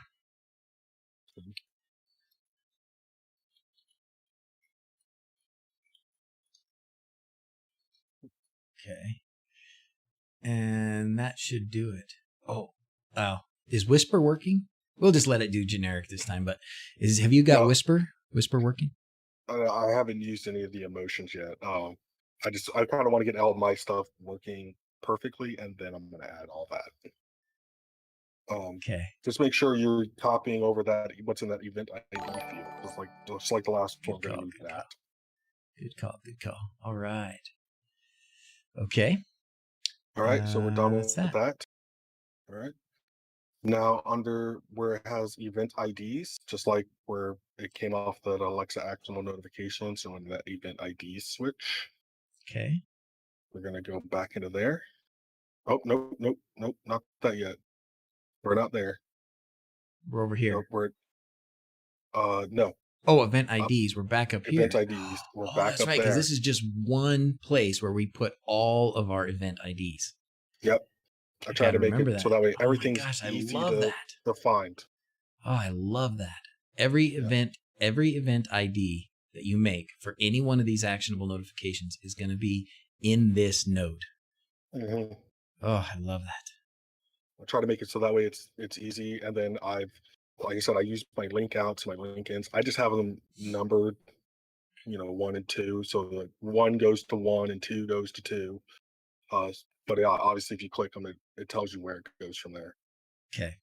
So in that person IDs switch, you're going to go in there, and just like all other switches, where it has person 1, that's where you're going to put. So I need to put my big long personal ID in there, right? Mm-hmm. Yep. Which we have. And you can add as many as you want. Here. Any of those placeholders in there that are blank means that any person that talks to it will be passed through. Okay. So if I want it to be me, then I need to put in my whole person ID from Mhm. Amazon. Right. And then if I answer, if that is Mhm. true, it will come It'll out it'll the get piped top out one. the very first top one. So for this one, you see how it says leave blank for anyone? Delete that. Delete it. And if it's just blank, Any person who talks to it, it'll work. okay. So you could have a different, oh man, this is so great because you could pipe this then from here, you could have a different response. And that's what you have, exactly what you have, right? If Yeah. I wanted So it to be, if I answer, it's going to do this. If somebody Mhm. else answers, or if nobody answers, it's going to do this. Right, because if Oh, nobody so much answers, easier. it'll go through the any person ID, and then it'll go through the response none under the responses. Awesome. Wow. Great work, man. Okay. Yeah. Let's finish it up. All right. So if So it's me, let's scroll over to the right. The responses nodes again are the exact same as before, the yes, no, none response. So all we're going to do here is pop in our call service or whatever you like. Uh, So if I say yes, it's going to do. Somebody asked about looping them. I think we should try and loop this for a minute. Yeah, I have some that are looped. They're not scrubbed, so I'm not going to share them because I don't want to mess up your Gotcha. Node-RED stuff. But I have stuff that does a lot of looping. It checks, like I said, like my front door one I was saying. If it doesn't get a response, it'll kind of just loop back to the first thing after a certain amount of time has passed, and then re-ask the question. Okay. That's it. It turns on bedtime. All right, and then if you want to, you can if anybody else responds, you can make it do completely different. If anybody else responds, it'll turn the lights up to full blast or whatever, or play music or whatever you want. Wait, so let's try this here. I want to copy this. Hold on. I got something. So we're going to copy this because I want, wait, let's see. Maybe that won't work. No, that probably is not, that's not what I need to do. I want it so that when I say no, it asks me another question. So I want to pipe Okay. it back So to, so you want that ask? You want the ask thing that's there that we have coming off that timer base? okay. So you want to copy that, and then you can paste that over. You can pipe in a no response to it, and then edit that ask node with a new event ID if you'd like. Yep. Otherwise, it'll kind of totally restart the exact ask. We give it, yeah, and then I'm exactly. going to call it no. We're going to change this to, we're going to change this to,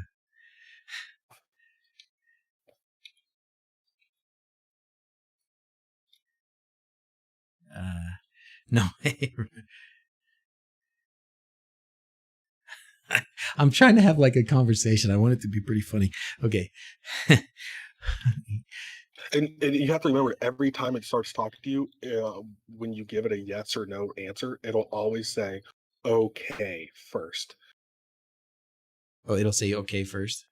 Yeah, so it'll say, so for this, it would say something like, depending on when you stop typing, uh, it would say, okay, you must have forgotten blah blah blah blah blah.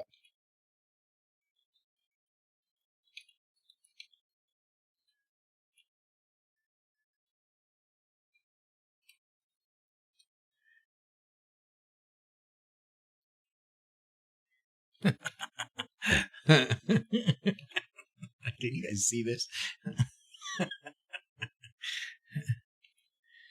Oh, this is perfect. If you're just going to have it ask the same exact thing, you can leave the event ID exactly the same as the other one. Oh, So that okay. way, it'll, if you want to ask the exact same thing. Otherwise, you can make it do ask a totally different set of questions. Gotcha. So what I did was just I have it just basically asking me this, like verifying. This is really a verifying thing, right? Hmm. Yeah. So this is have you must have forgotten what happened last time. So I'll ask again.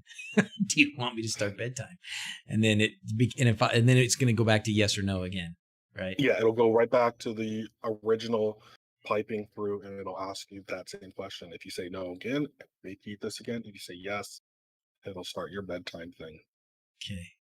You can also make it do something completely opposite, or give Mhm. the illusion of choice for anybody who it doesn't know. If it asks that question, if like your kids or aunt decide to be cheeky and answer it, regardless of what they say, it'll do bedtime or whatever. Right. So you can. Let's go. I do want to do a no though. So I'm going to change what it says, and I'm going to change whether or not it's going to ask me again. I do like this. You must have forgotten what happened last time.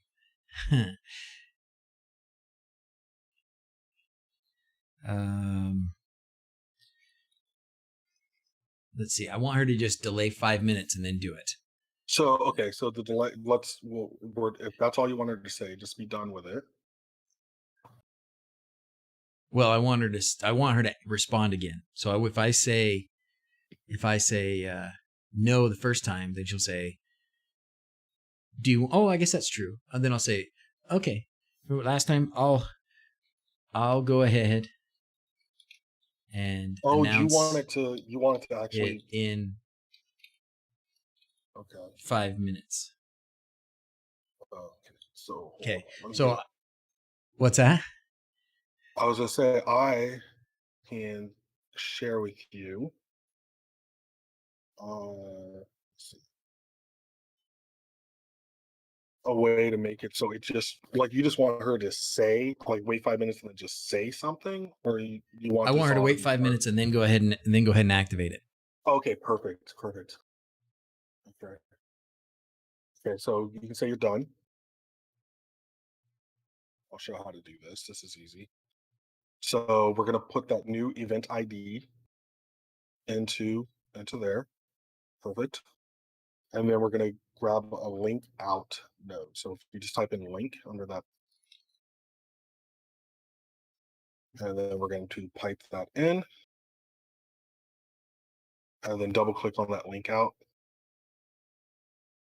and then give it a name, just wherever, right in the name field. Like I said, I'm using numbers just so I can easily link 1 to 1, 2 to 2, 3 to 3.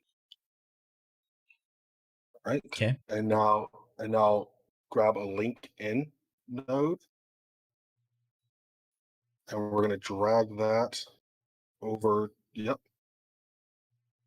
And let's see, we're going to 5 minutes late, but here's the thing. In that link out and link in, we're going to have to, it doesn't matter which one you click. Just click one, double click one, and then under Alexa Actual Notifications flow tab, make sure you click that. Yep. So that way it's going to link both of those Got it. together. Okay. And Cool. then that link in, you can pipe that into that original ask that you had set to originally flow at 9 o'clock. To the left, This one. that one. So that's gonna, yep. And Oh, and then then we're it'll going just to, ask me again in 5 minutes. not yet. So now we're gonna grab a delay node. Put that in. Just gonna kind of put it over that line, and it should kind of sit there. It should grab onto it. Uh,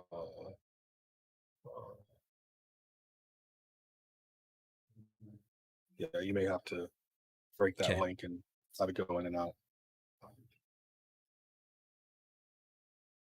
But that delay, you would just tell it to change from currently it's set to 5 seconds. You just change the seconds to minutes. Okay. Hit done and hit deploy, and after 5 minutes, it'll re-ask that same question. Okay. If it got a no. Okay. So if I said, it's going to say a timer at 9 o'clock, it's going to ask.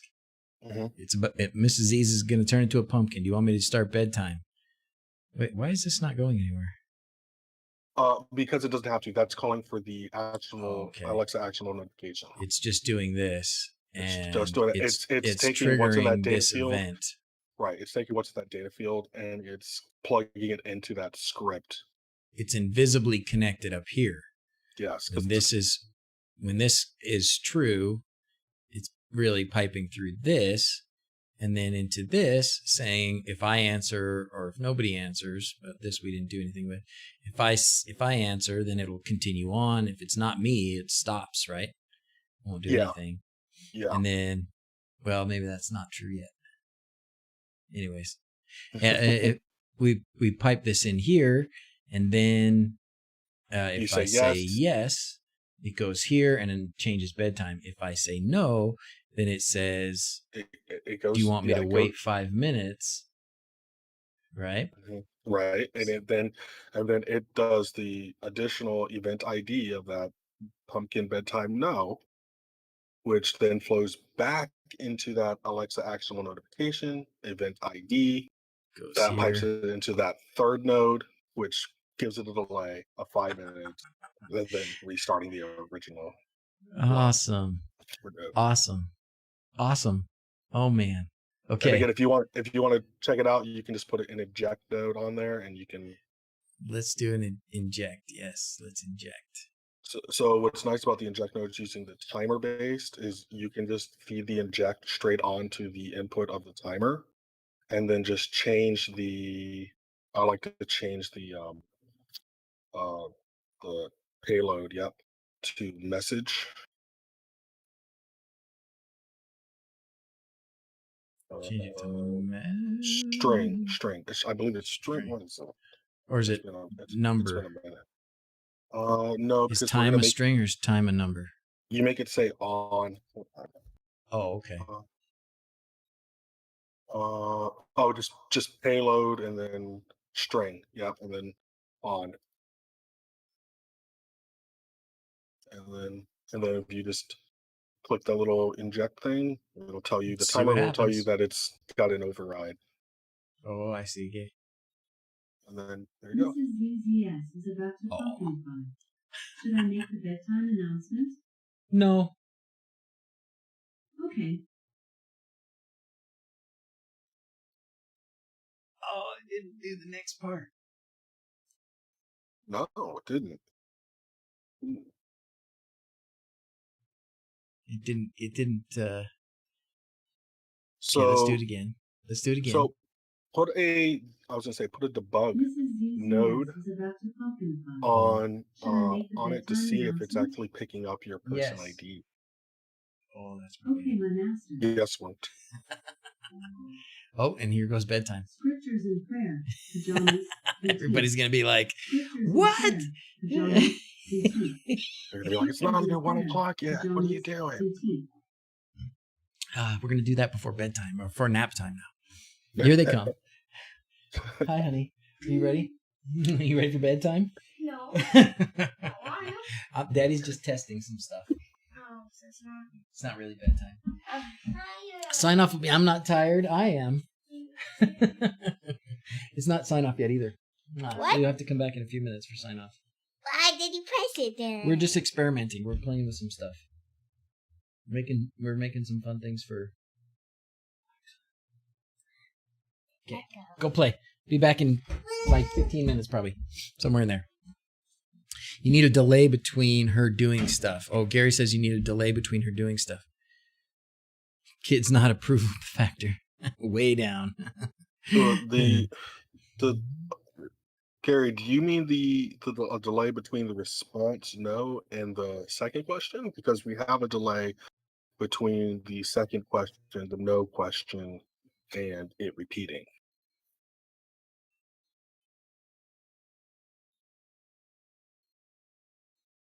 Because I don't have a delay between me answering and it doing. Reese says, when are we going to do Bitwarden? Before the end of May, Reese.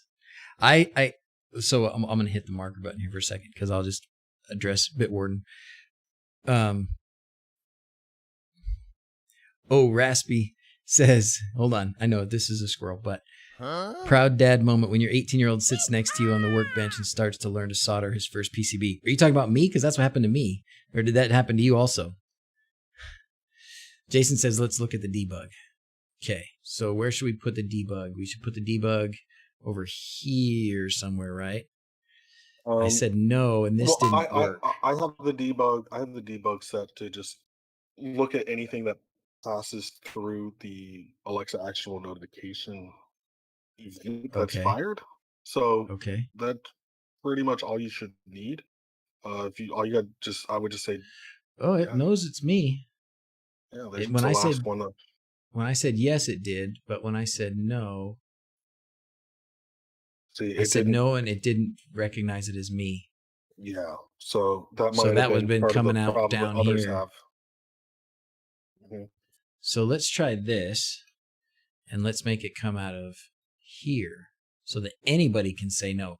Because this, Well- like you said, if the kids well, get no. cheeky, If you want it to be anybody can say no, it'd have to be that bottom the one out bottom of one. that person ID. Because that's what you have set up currently to be blank, except for Right. anybody. Because we had this as me, this as somebody else, and we could have more, but then this is if it's blank.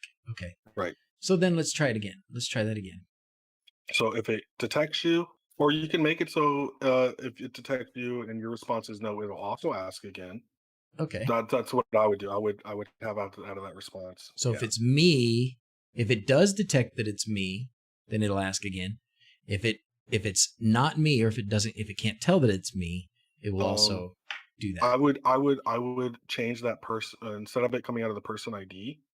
Take just off make it that straight. link, and take that link off, and the responses that are coming off of that anybody portion, the one underneath. No, yeah, that. So you see how that line's going to this responses here, and then it's like what you want to say. No, yes, no. Delete all of those three, and out of every one of the responses from that, pipe it into that no. Oh, okay. So You're no doing matter this so what that they no matter what they say. yeah, no matter what they say, or if it gets no response. Yeah, okay. And then if it's from you, you can make it so like if it detects you saying no, it can also ask. So under the response next to your arrow, um, under the other response that was coming off of you, make that no also go into it. So if you say no, it'll ask again. If anybody else says anything or nothing, it'll ask again. You're a bad dad. You're like, quack, quack. No, you're a good dad. That's what's gonna get it done. That's what's gonna get bedtime done. Yeah. Okay. So that way Let's do it. It's like you're not fighting it; it's happening. You can scream if you want to. You're still going to bed. Which, by the way, I've noticed that the little one that didn't want to lay down is quiet in the background there for you. So you must have got the job done. Yeah. My wife's laying down with her. Oh, lucky. Okay, here we go. Mrs. DrZzs is about to pumpkin. Should I make the bedtime? By the way, guys, if you're not already watching on Twitch, please go over there and watch on Twitch. Said we just triggered Hello World intent. We're like wearing the same color shirt. Yeah, we are. Say that again, Tim. You were saying if you're not watching on Twitch, go watch on Twitch. Is that what you were saying? Yes. We got. Help us out. Help us get there. Got 40 viewers. Come on, guys. 126 guys on YouTube. Only 40 on Twitch. Let's try this again. Mrs. DrZzs is about to pumpkin. Should I make the bedtime announcement? No. Okay. You must have forgotten what happened last time. I'll go ahead and announce it in 5 minutes. You should see. I wish you could have seen Grace's face. Oh my gosh. Oh my gosh. Oh, thank you. Okay, that was awesome. That was great. Oh my gosh. Did she say no? What was her answer? Yeah. Oh, you didn't hear I didn't Betty? hear her. Oh, so Grace said no. Thank you, honey. That's all. Oh, she's feeding me M&Ms. Thank you, honey. Invisible. Feeding me invisible M&Ms. It's Green Shirt Day, huh? So, Grace answered no, and then Alexa answered. I figure everybody's muted at this point. their devices. And then, so Alexa did answer with, "You must have forgotten what happened last time. I'll go ahead and make the announcement in 5 minutes." Nice. Yeah, and then in 5 minutes time, see right now And the delay's blue, so it's at that portion in the and oh, the it's timing. and the action, so it's waiting 5 minutes, and then Oh, that's awesome. it'll repeat. That is so cool. Okay. So for everybody else out there, I'm going to hit another marker here for you. So for everybody else out there, we can grab Violent Poo's flow here, and it is a great template for anything that you want to do with these actionable notifications. And with those few things that we changed, you can make whatever actionable notifications you want. And even for a Node-RED knucklehead like me, that wasn't too bad. That was pretty easy. I feel very confident that I could sit down, and a lot easier, I have to say in this case, a lot easier than YAML, I could make new actionable notifications and bounce things around pretty easily. Definitely easier than I could if I had to write 2 automations for every one. And probably the reason, that one of the biggest reasons, I think, every time you make a new automation in YAML like that, you have the potential to screw up. Like I misspelled notification, for goodness sakes. You know, you have the possibility of making a mistake, making an indentation or a spacing error or quotes error or whatever. Here, you really only have to change a few things. You do have to make sure those are right, but the number of places where you can mess that up is definitely less. All right, Octavo, thank you for subscribing, buddy. We're going to do this because we haven't done anything in a while. Whee! And Violent Poo just posted the link to the examples where you can find... Is that where this is posted?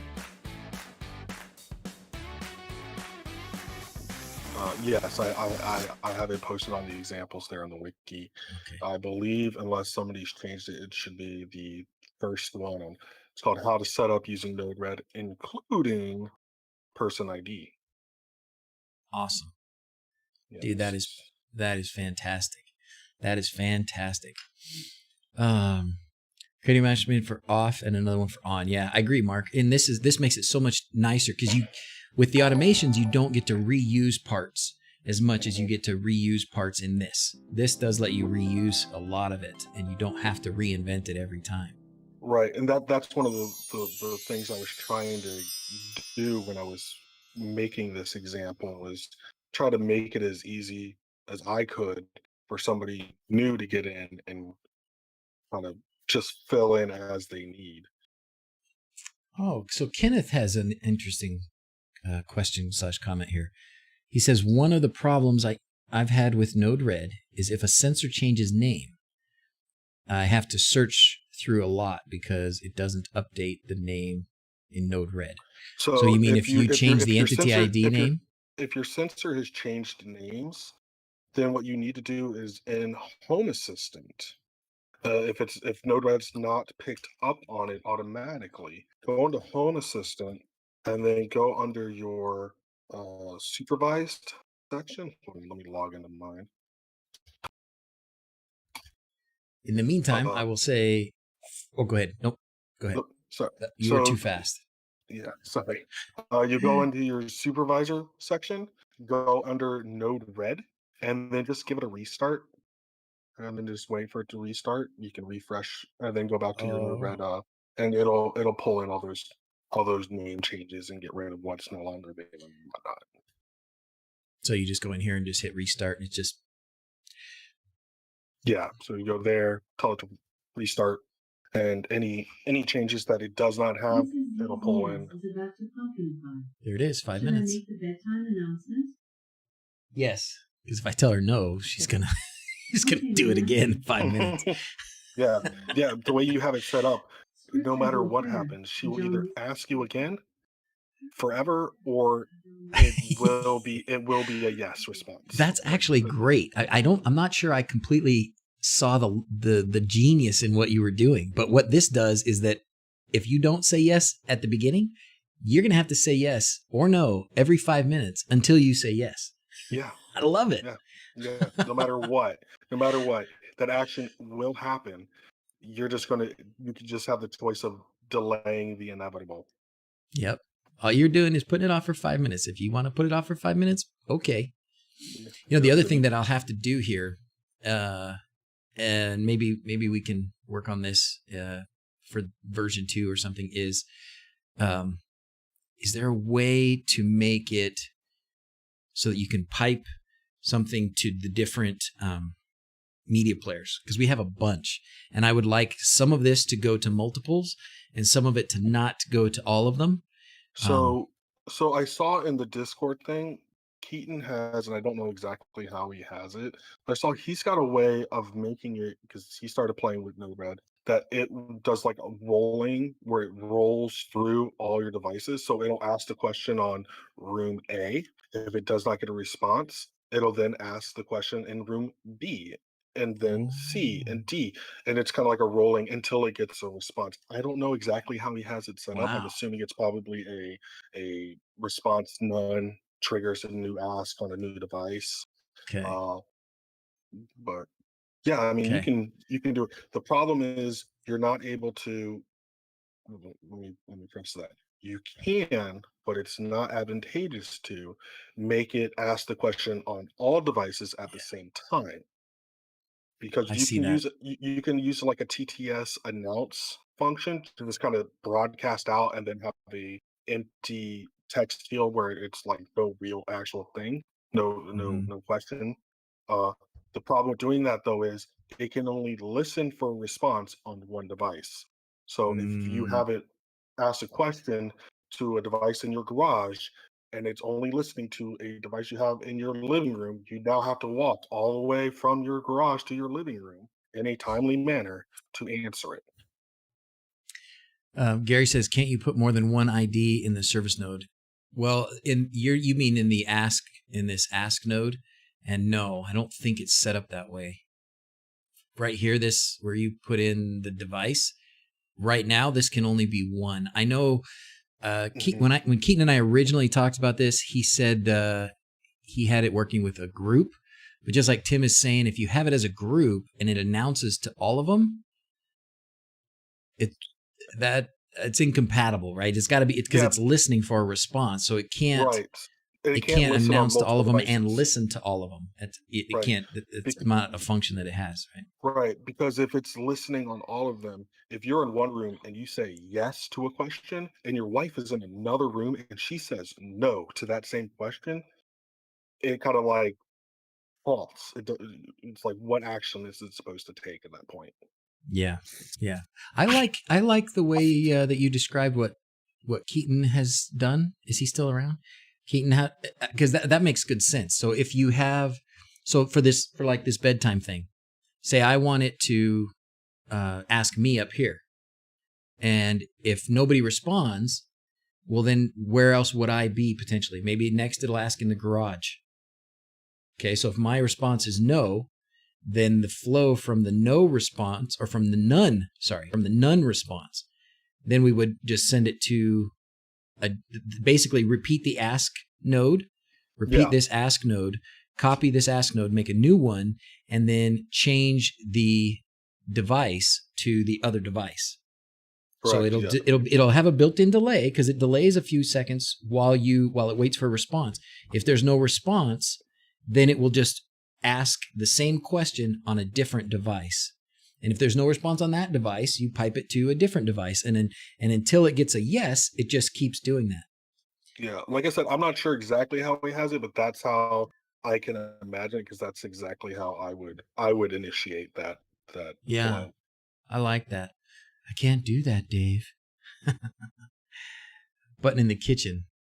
For my morning routine, I have put a button in the kitchen before she shuts up. So Mark, you have to actually get out of bed. That's kind of like putting your alarm clock across the room, right? You actually have to get out of bed, walk over there and push the button so that she'll shut up.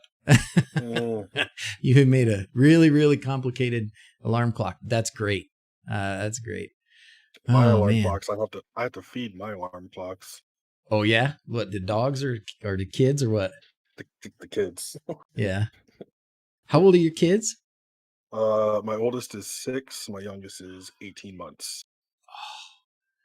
I All girls. love All girls.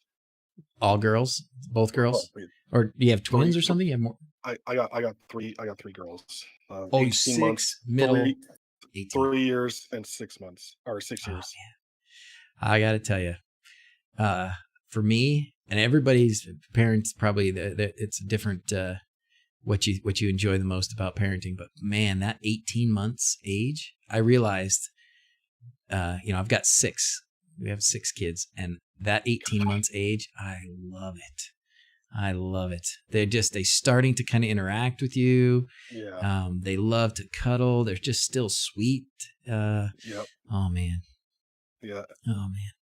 They're not they don't have their own opinions yet. Yeah. Yeah. I will tell you and you've probably already been mentally preparing yourself, but someday they're going to turn 14. Oh, our girl, my, when Zoe is 14 and she does okay some days. Yeah. We got a lot. Wow. I got a girl 7 and a boy 4. 6, you beast. Yeah. And then gets angry calls. Ask me if it doesn't react. Oh, talking about Alexa still. 3 boys for Ingress. He says, "Can you tell him how to make girls?" All right. I was going to look at the question page. Let's go to that question page and see what's been going on with the ask. I haven't been, because we did manage to focus for quite a while, and you'll have good memory of what happened in the stream here for chopping up. Yeah. This is like the most unsquirrelified video in a while. Yeah, that's for sure. I will say, I noticed even when Keaton was on, that was very focused. That was so dialed in. I was able to get those videos done in no time. It does. So, it does help to focus when somebody else is on, right? Because then I'm not just free to just go. Wee. So if I'm extra squirrely, then just make somebody else. Just put somebody else on the stream. It'll focus instantly. Pretty much. We just got to make this a talk show where every week you have a new guest. I've done. I had for a time, like a year ago, I was kind of scheduling people. Let's see, where is this question? There it is, live questions. Let's see what came up here. I was going to say, I'm sure. Oh, it puts the markers in. I'm sure Mr. Hibbert would be a good guest. Oh, I would love to have him. I think we'll get him on. I think we'll get him on. So somebody was asking, let's see, can you put a date on the Bitwarden? There's Reese. Can you put a date on the Bitwarden stream? Yes, I will, but not today. I'm just going to go ahead and delete that question. Oh, bye, Reese. Oh, man. Okay, I want to know what's putting a T at the end of a cross. Drives me nuts. Acrost? Acrost? Did I say acrost? Is that a pronunciation thing, Gary? Do I play Hades Star? No, never heard of it. Think I competed against you this morning? No, but that's kind of like the Jennifer Lopez commercial. Did you see that? Where she's at the grocery store and she goes up to this just sort of normal person checkout lady, and it's Jennifer Lopez that comes up to her and goes, "Karen, did you just attack my village, on this game?" It was an ad for the game. No, I did not play Hades Star. No, Sir Goodenough said that if you say Betty and don't pause afterwards, she won't respond either. It's how TV adverts don't trigger her. See, I always thought they did like a slight audio scrub, or that in their UI they kind of submit the audio of those advertisements and give it like a flag to not trigger. But maybe I'll have to try saying Betty and then not pausing before asking my question. I want to see if that actually works. Huh. We'll give it a go. Give it a try. And then somebody said, if you say Aleka. I think I like Aleka. I think I might try that one for a while now. Aleka. Like a high. It seems to be doing fine. I have been noticing for the last couple of streams, at least on Twitch, your audio levels seem slightly lower and lower. Uh-oh. Can you... Oh, okay. We'll work on that, Raspy. We'll try and make that... I'll get closer to the microphone. I'll try not to get close to the microphone. Yeah, your audio sounds fine on my end. Okay. I haven't changed anything. That doesn't mean that things haven't changed. It's just they haven't been actively changed on my part.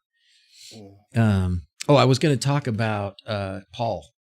So I have been in correspondence with Paul every day now since he put out that video, and we've got our collaboration brewing. He has made a sort of wish list of things that he would like to do with Home Assistant, and it's simple stuff. He wants to use Tuya. He wants to use his Philips Hue bridge, which is awesome because Philips Hue bridge is already auto-discovered. And as of version 110 of Home Assistant, Tuya devices are going to be, I don't know if they'll be auto-discovered, but they probably will be because they're going to be in the integrations user interface. So you don't have to go to the configuration file. Speaking of 110, just so everybody knows, because I do not believe it has been fixed because it's part of one of the custom headers plugins. If you run 110 beta and you use custom headers, the entire top, like where all your, what would they be called, tabs or whatever, all those are completely hidden. Which beta are you using? Because mine's. Maybe I'm not using custom header. I am. I'm currently on beta 110 beta 1, but maybe it was 2 because I tried beta 0 and beta 2, and the problem was still there for both of them. Oh, really? And now, are you using? Let's see what the difference is, because mine obviously has not disappeared. Well, I just got something in my throat. Well, I'm not running a beta right now because I need to be able to switch tabs, but I've got this custom header here. That's all I have. Man, something in my throat. Yeah, it was something like I saw the fix, so I'm just waiting for the. So that's not uncommon, right, for a bug to affect some people differently than others. Yeah. But that's good. Exactly. That's good to hear. I hadn't heard that one. Yeah. So thanks for the warning. Thanks for the heads up. I actually did start a new, and this was in part for Paul also, for our little demo with Paul. I started a new Home Assistant instance again, a new developer assistant instance, and I actually used Whisker's LXC container thing. That's what this is. You should be recording this as a new series, like as a from scratch Home Assistant from scratch series. Good call. Totally. And do each step. You know, it's funny. I did that like a year ago, and I never did anything with the footage. So we'll do it again, though. But it was interesting. I have to talk to Whiskers and see if it has something to do with his. And this is new. I don't know what this is about. Anyways, it's not showing me like what version I'm running. Right? Like, under developer tools, it should.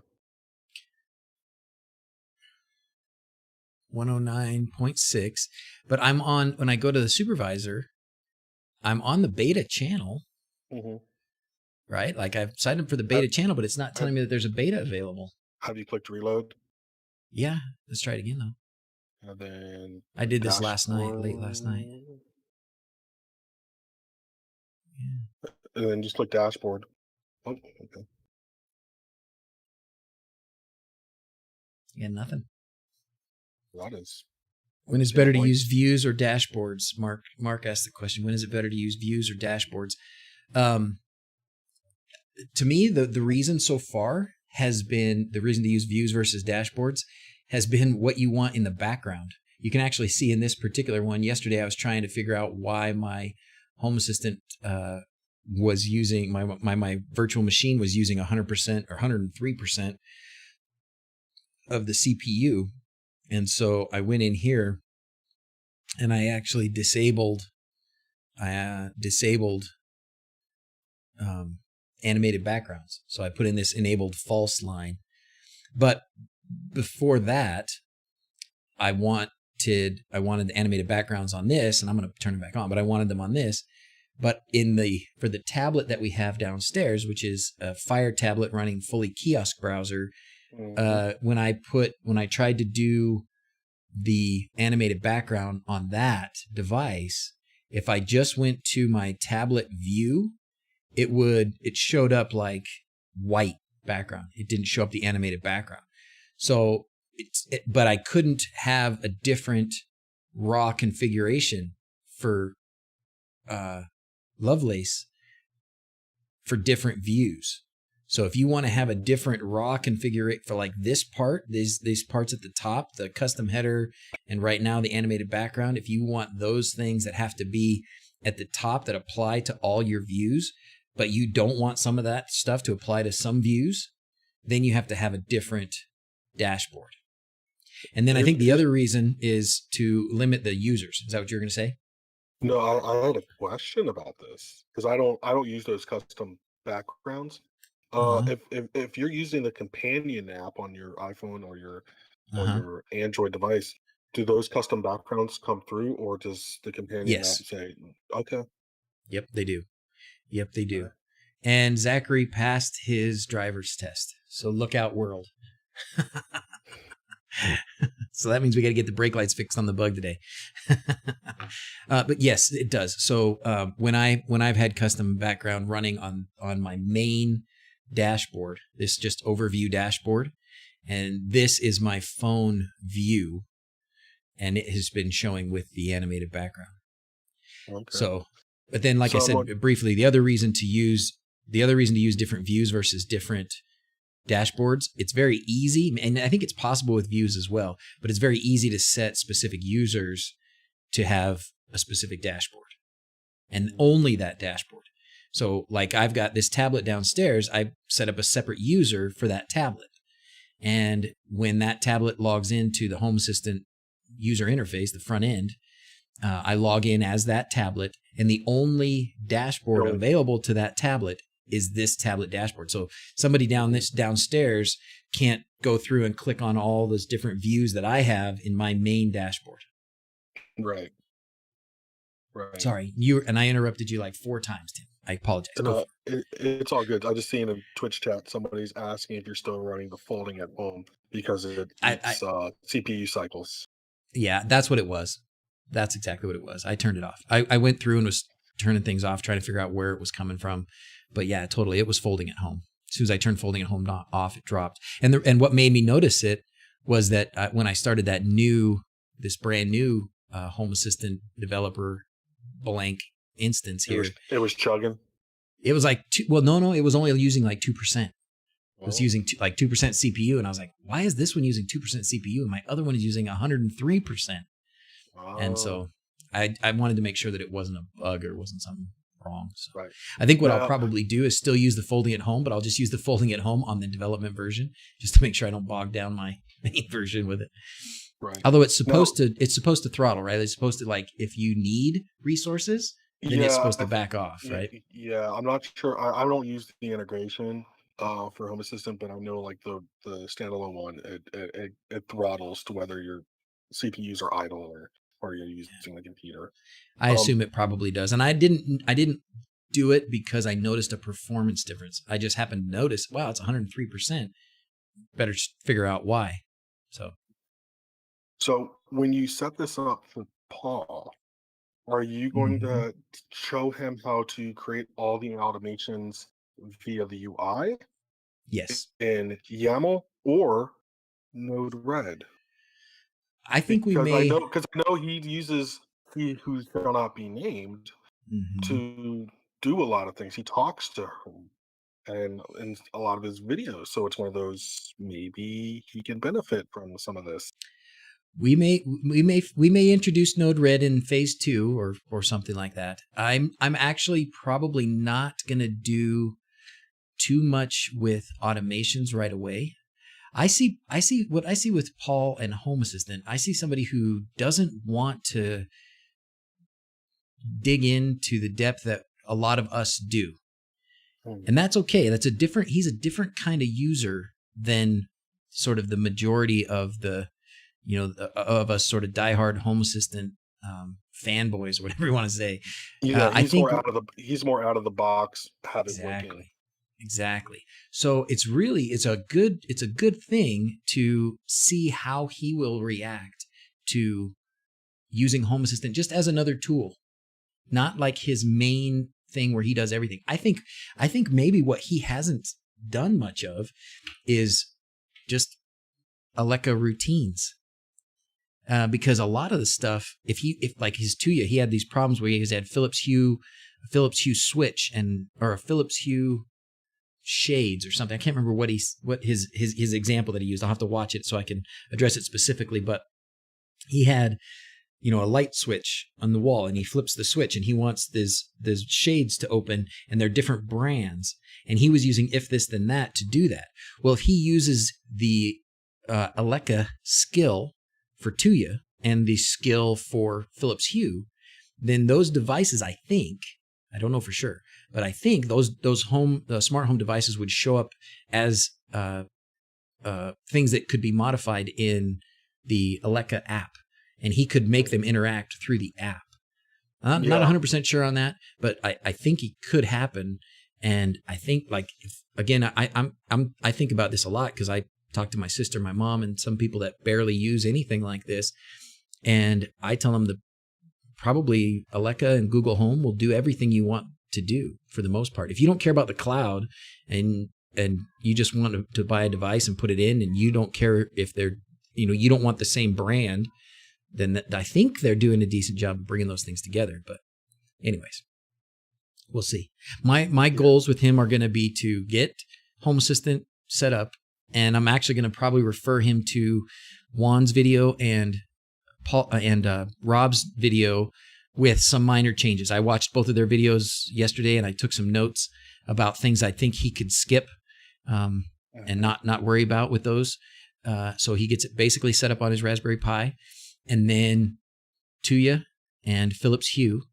And then we'll probably need to do, I have to figure out how we're going to need to integrate the Alexa stuff for him, because tell me how you think he's going to respond when I say, well, the best thing to do is do Nabu Casa and pay $5 a month.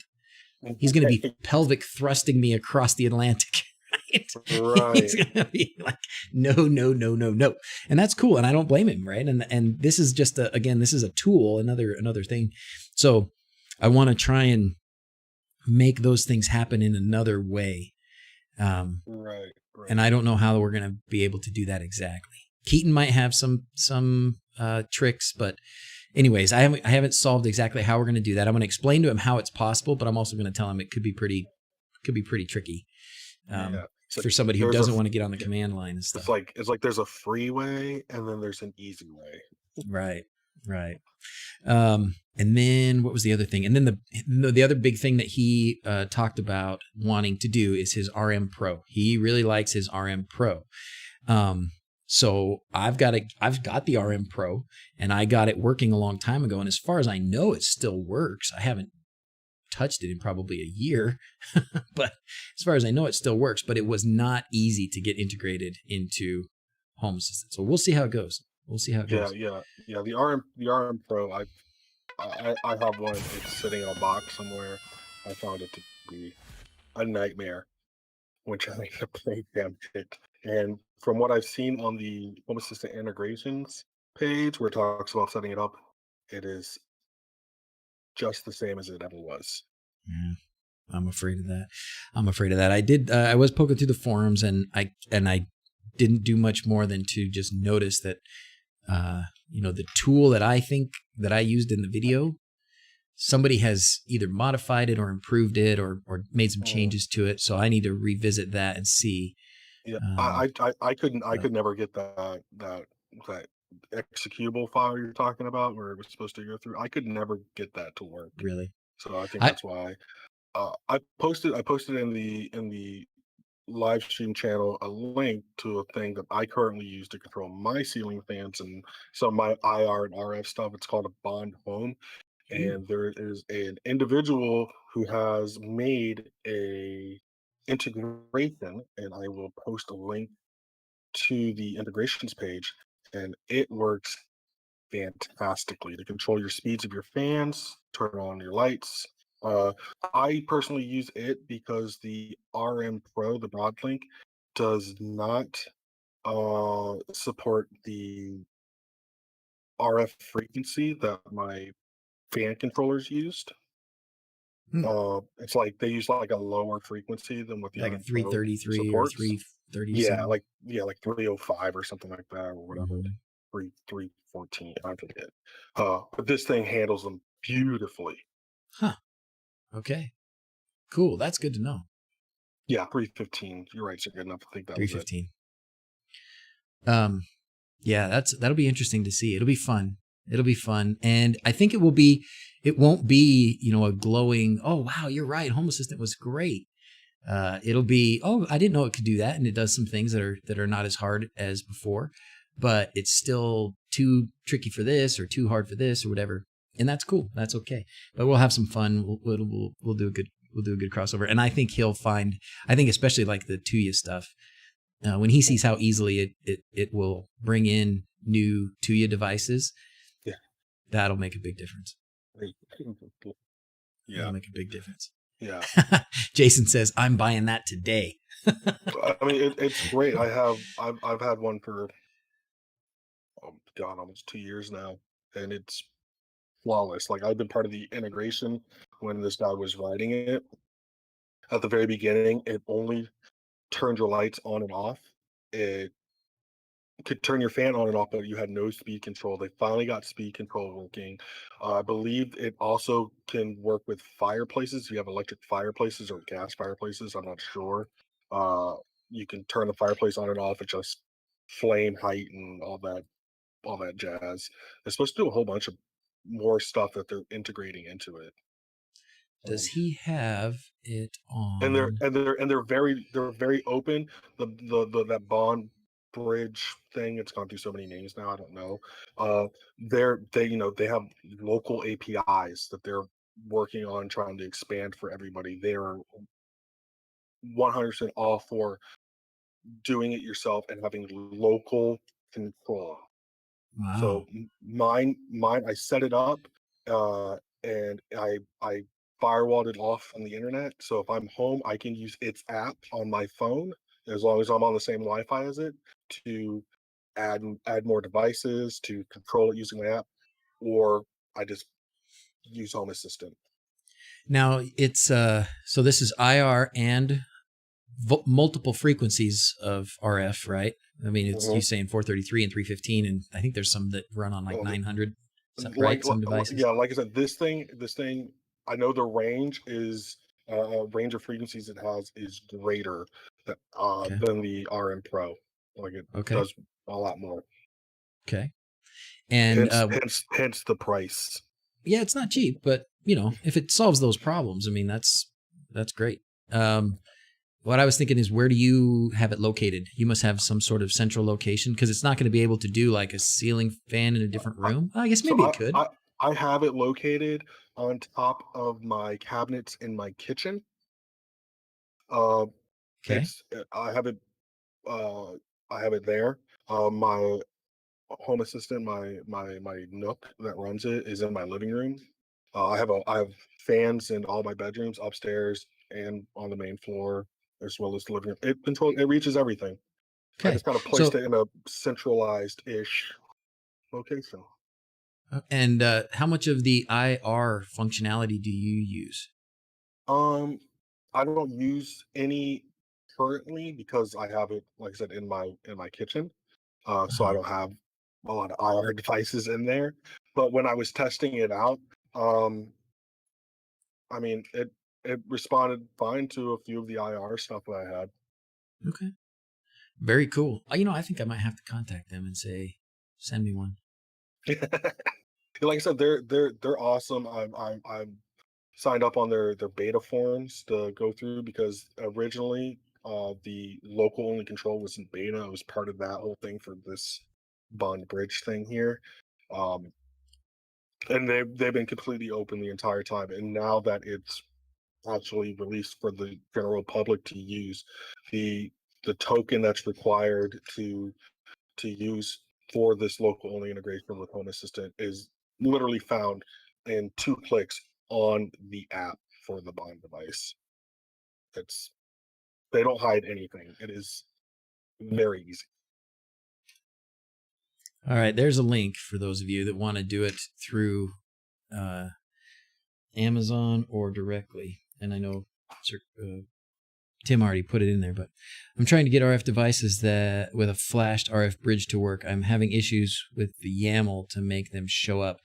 Yeah, Raspy, not every the thing about the bridge, the RF bridge from the Sonoff one, if that's what you're talking about, I assume, is it's not got the frequency range, not out of the box, not with just with Tasmota. If you do some of like who was saying, was it Mark? Somebody was saying it is, and you can expand that to get just raw RF codes on a lot of frequencies, I guess, but or maybe it's only 315 and 433. I can't remember, but anyways, you get what you pay for $12, and I still use mine. My RF bridge is mounted under my desk here, and it still works. It still works for a lot of things, and I've been really happy with it. And it was $12, but it doesn't do things like Tim's talking about. It's not going to do ceiling fans that are on a funky frequency. It doesn't do IR at all, right? So that's a different one. Mm-hmm.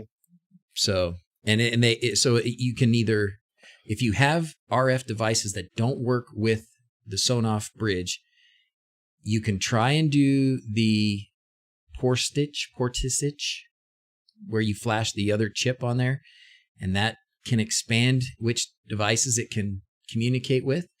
I still don't know if it would reach all these different frequencies. Probably won't, be my just guess. Then you're into something like this. And this is great because the RM Pro is not an easy device to get working. No, it's not. This device here is literally plug it in, open your device, add the bond to your devices that you're using, So, and then you literally tell it, okay, I would like to learn a new device, and it'll ask you RF or IR, or I believe there's even an automatic if you're not sure.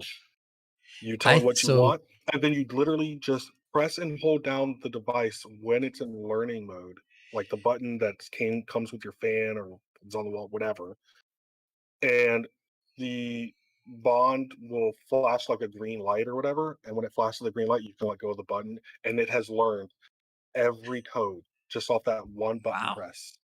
And then it just asks you, hey, just confirm, is your fan a 3-speed or 4-speed or 5-speed? You tell it whatever it is, and then just confirm. Yep, that it's a 3-speed. Yep, those work. Those change it. Those turn the fan off, turn the light off, whatever. You can remove. So if it detects that, like, hey, can we reverse it via an RF button? And if it's no, you just delete that button right off the app. And whatever buttons you allowed it to keep, when you bring it into Home Assistant using the integration, it just brings all those in as options. You said you were in early on with this, right? With these guys. Yeah. Do you know some people then that are in the sort of in the company? I stumbled upon this years ago. I got a very early version of this.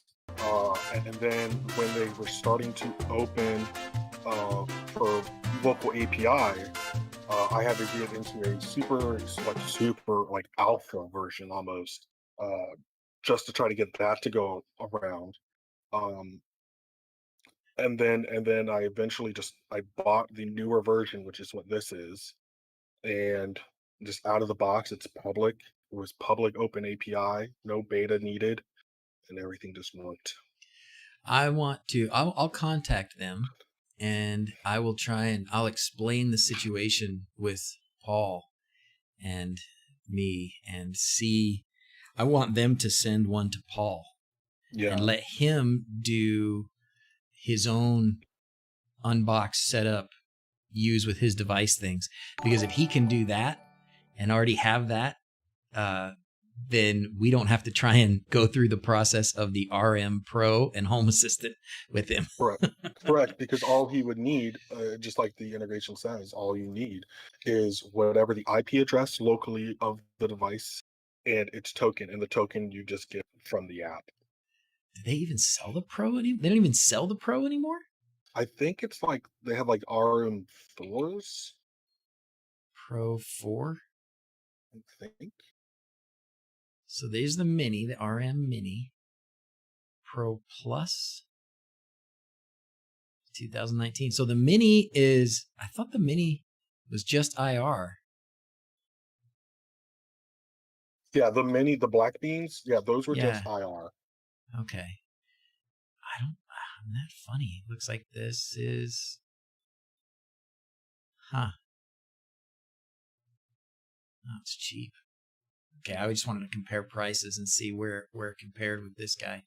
Yeah, anyways. like I said, it's not cheap, but when you're getting the ease of setup and the broader range of frequencies that it handles, I personally find it worth the added cost. Yeah. Personally, plus there's actually like customer service that will help you. So I don't know where they're at, but I think they're US based for this bond home. Paul won't want to re-comment that because of the price. It's not in the spirit of his channel. You mean he won't want to recommend it because of the price? Maybe true. Maybe, but if it works, and yeah. Sometimes you do like so example for me, at least, I try and be pretty cheap. I'm not buying everything this as cheap as possible, but Same. if you look at the Zigbee, that's the other thing, was he was talking about Zigbee stuff, and I don't actually think he's going to need, because I think his Zigbee stuff is all through the Hue Bridge, and the Hue Bridge will integrate with Home Assistant, so I don't think we're going to have to do like Zigbee to MQTT or Combi or anything. But the price difference between a Zigbee to MQTT device, especially now that Sonoff is selling them for like $4 versus Combi that's like 30 something, if I remember, almost $40. But the Combi, for those that have had both, I haven't given the simple dongle, the Zigbee to MQTT one, a whole big review or anything, but certainly from other people that have used both, many people say that the Combi is worth the extra money. So sometimes I'm all for cheap, and I want to be as cheap as possible, but I want the best value. And if the best value includes a functionality factor, and if something is cheap but not as functional, and that's, we're talking Sonoff RF Bridge here as well. It's very cheap, functional to a limit. Beyond that, you got to have something else, and that might have to cost you a little bit more, but we'll see what he says. Oh, the Zigbee. All right. I have seen a ton of questions go by. There's no way I can get to them. It's already we've been going 2 hours and 40 minutes. What's up? One more. Let me. Do it. Do it. The pro version of this bond. Okay. So supported devices currently, and there's more that they're working on. Currently, ceiling fans, fireplaces, window shades. Ooh. So yeah. So if he's got window shades that are RF or even IR, obviously IR would need line of sight. They should be able to control them. For pro installers, so this thing just got bigger antennas or something? It's got a better range? Is that the? I don't know the exact difference between the pro and the regular. I think it's just a marketing. Somfy slider. Like if you build more range, whole custom home automations, warranty, you can sell this as the pro. And Gotcha. Check the live questions one more time. more questions. All right, I'll check it one more time. Whoopsies. Sorry. There are a lot of questions in here.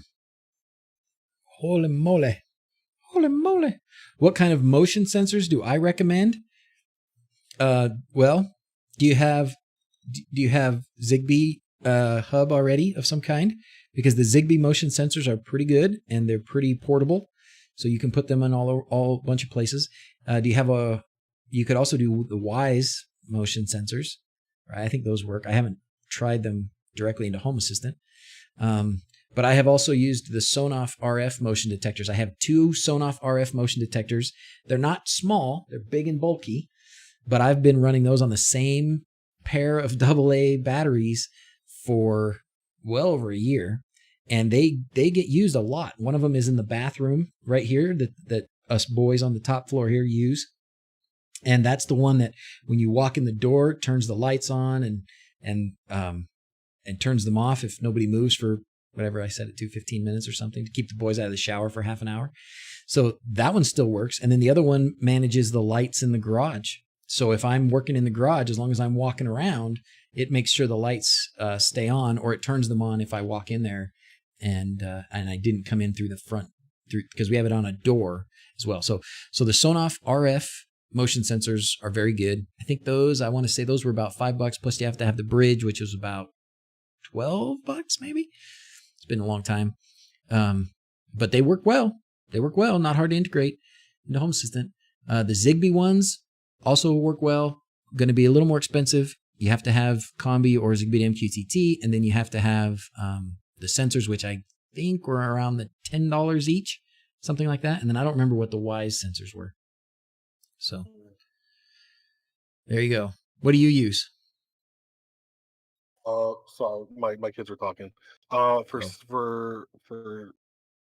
Zigbee sensors, For motion sensors in general. for motion sensors in general. Yeah. Oh god, I use a whole You know what, bunch of random the other stuff. things that the AM 312s, I think honestly, if I was going to do in most situations, what I would do, and I've already done this in a lot of locations, and I'm going to probably expand it as I get more of my Onofres from Bruno in Portugal. I will put the AM 312 motion sensors as part of the light switch in the room. So the light switch in the room will have those little AM 312 motion sensors. It'll be wired, so it doesn't need battery power or anything, and it can integrate directly in the switch with ESP Home, so that you don't have to have an automation that turns it on. You don't have, if Home Assistant's off, it's still going to turn on with motion. And I have that actually we have that in the bathroom downstairs and in the mud room. We call it like the mud room. It's like where the kids come in the house and drop their backpacks and their books and take their shoes off. Mud room. Yeah. And it works great. But that's the BH Onofre plus that AM 312. You could also use that AM 312 with any other switch, as long as you can get to at least one pin and have the ability to flash it with something else. So, what's up, baby? Can you write the password to the App Store, because there's a game to download. Okay. I'm giving away the passwords, lady. You ready? All right.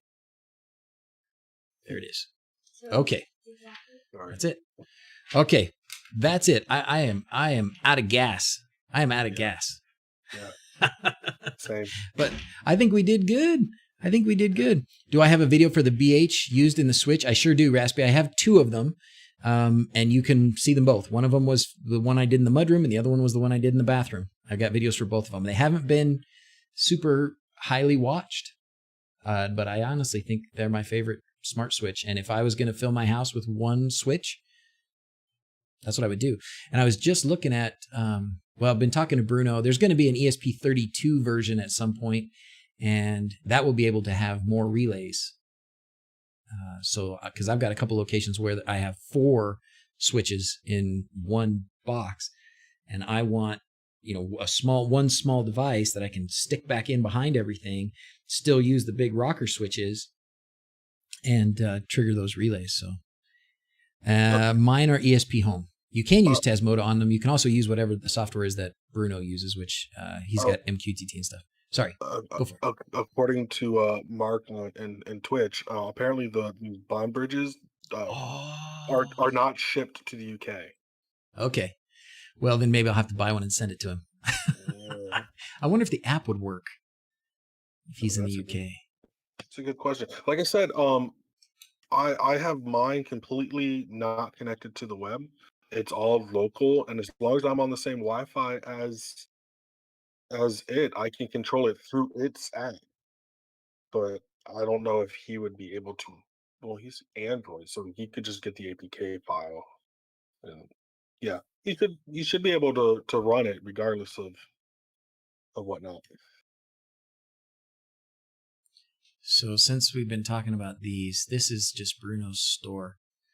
And Bruno was the one, I know I've mentioned this several times, Bruno was the one who was looking for a pick and place machine. He was trying to raise some funds to help him buy a pick and place machine, and I helped him. And he's a good dude. I like Bruno. I like what he's making. So anyways, there's the BH on overfreeze. Yeah, so he should be able to still use the... We'll have to see. We'll have to tell him what we'll have. Oh, I'm gonna go ahead and try and do the RM Pro stuff with him. Good luck. Or at least show him how freaking hard it is. Let him know that if you were gonna pick one thing that had to be, like, oh, this is my experience with Home Assistant, and I'm gonna try and integrate this one device, and it's the RM Pro. You picked one of the hardest devices there are. Yeah. Just... Yeah. Pretty much. Like I said, though, this device, even though it can't be shipped to the UK, if he's able to get his hands on it, because it literally is powered via USB. So okay. So plug types doesn't power matter. And all that stuff doesn't matter. Okay. Yeah. So as long as he can get his hands on it, he should be able to get it work because he's an Android guy. So you can just download the APK file, and he should be able to. He can get the app directly. It doesn't have to be in the store, country code, blah, blah, blah, blah. Yeah, okay. Exactly. Cool. All right. Well, I'll plant the seeds. I'll plant the seeds in my next chat with him. So I'm going to call kids up for sign off. Oh, man. I don't even remember what we talked about today. No, that's not true. I do. We talked about Node-RED, and we talked about Aleka and all of her capabilities to recognize people. Yep, it's not a false alarm this time. Oh, it's bedtime? It's bedtime now. I feel like I'm bedtime. making my bedtime. Should I say yes or should I say no? All right, Doc. Well, you have a good rest of your day. Yes. Okay, hey, thanks, Tim. Thanks for being here. See you around, buddy. Thanks again for the video work. You're amazing. Yeah, no problem. Bye. Okay, bye. All right, you're making your bed? That's great. Oh, Does that mean I don't think you shouldn't have to put the password in now, so that's good. Oh, I know. Okay. That's great. That's great. Okay. Daddy is like all of a sudden really tired. So let's have all of a sudden, I've been working hard for a little while.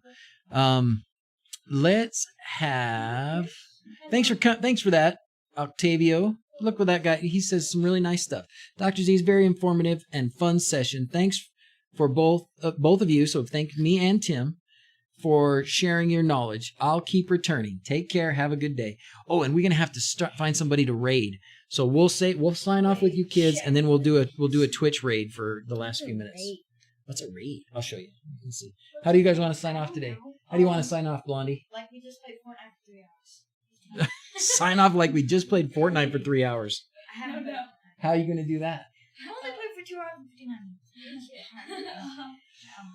2 minutes. Can you guys, while we sign off, you guys do the banana suit dance back there? What? Can you guys? I mean, no. Isn't there? Oh, okay. What do you want to do? Like squirrels? Like squirrels. Okay, like squirrels. Here we go. 1, 2, 3. As always, thanks for watching. Until next time, adios. Let me go eat some more nuts. Okay, let's go to Twitch and find it. I'm here now, and you leave the Stove Doctor. Oh, sorry, brother. Sorry, Stove Doctor. We'll be back tomorrow, though. We'll be back tomorrow. We'll start at about 1 p.m. Okay? Now, the chat can continue for a few minutes without me. I'm just going to sign off, but since we're going to raid, bounce you guys over to somebody else. This guy, you're doing chores? I'm a nut. Homemade hero. He's got a lot of people watching. Yes, baby. I'm a squirrel. You're a squirrel kissing my head. Ah, Gooey in the middle. give me chills. New bomb pop middles are Right not after this one ad word. break. Stick around to support the stream. So I will add, so that we don't forget. He's got a lot I of. think that's Should a we good thing try to somebody convey, but just small? so we don't You guys, what do you forget, guys when think? we You want to do do somebody build this small? partition for the later, Please no. I just want to make sure that- Tomorrow, no, we can't do it tomorrow. So I'm gonna put a big old to do in here. This is that girl.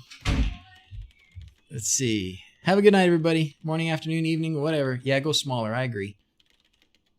Let's go. So I'm not. There's nobody else that I'm following that is streaming. So we're gonna go to browse.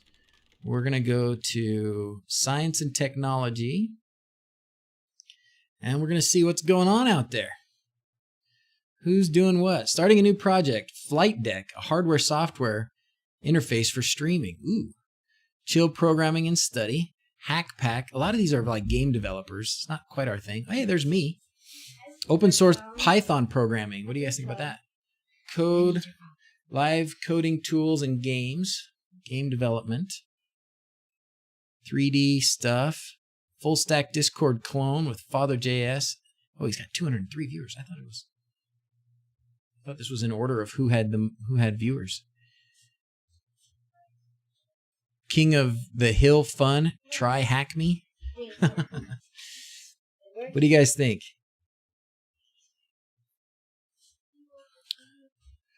Let's pick somebody that's smallish. Self-driving car ecosystem. Oh, cool. 24-hour hackathon. Nightbot. Flutterthon. Can't think of a title. There's not that many. Crazy Halsman. Ooh, okay. He's building a PC. Gary Holzman. So He looks like he's drinking Dr. Pepper. machine doesn't have to have a You ready? high-end motherboard. Should we do this? It does need a fast processor. Should we rate 'em? RAM. And so we're hoping Let's to do it. accomplish it with this balance of components. Here we go. It's only $100. I got to go to my Michael Martin just contributed dashboard for this. Sweet, this will be fun. I like it when it's, when you raid somebody and they're lower, they have less people watching or whatever at the time. So makes a lot of sense. Okay, here we go. Raid channel. Carrie Holzman. Here it comes, Carrie. Be ready, buddy. Rum and Coke, is that what he's drinking? We're going to send him a bunch of Dr. Pepper emotes. Raid now. What are you rating? We are rating Carrie Holzman. Party at 38. What's up? Daddy, What's up? how do you make the square box? The things are like things like games and stuff. Oh, you just drag one on top of the other? Oh, I do? Yeah. Ooh, yes. You mean folders? Hello. You got to do it this way. Aloha. You've been raided. Holzman, what's up, buddy? I want to go to the channel and see how he's reacting because I can't see it right now. I don't know why it shows me mine and not shows me his.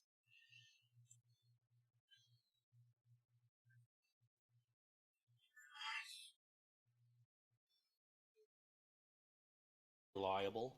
Oh, awesome. The only thing that would differentiate this from a gaming PC it's a bit overkill for a gaming PC, really. We've got the Intel Core i7 9700K here and 32 gigs of RAM. You only need about 16 gigs of RAM for gaming. And then we've got very expensive, the 970 Give him some Evo Dr. Plus, Peppers. 1 terabyte solid state storage M.2 NVMe.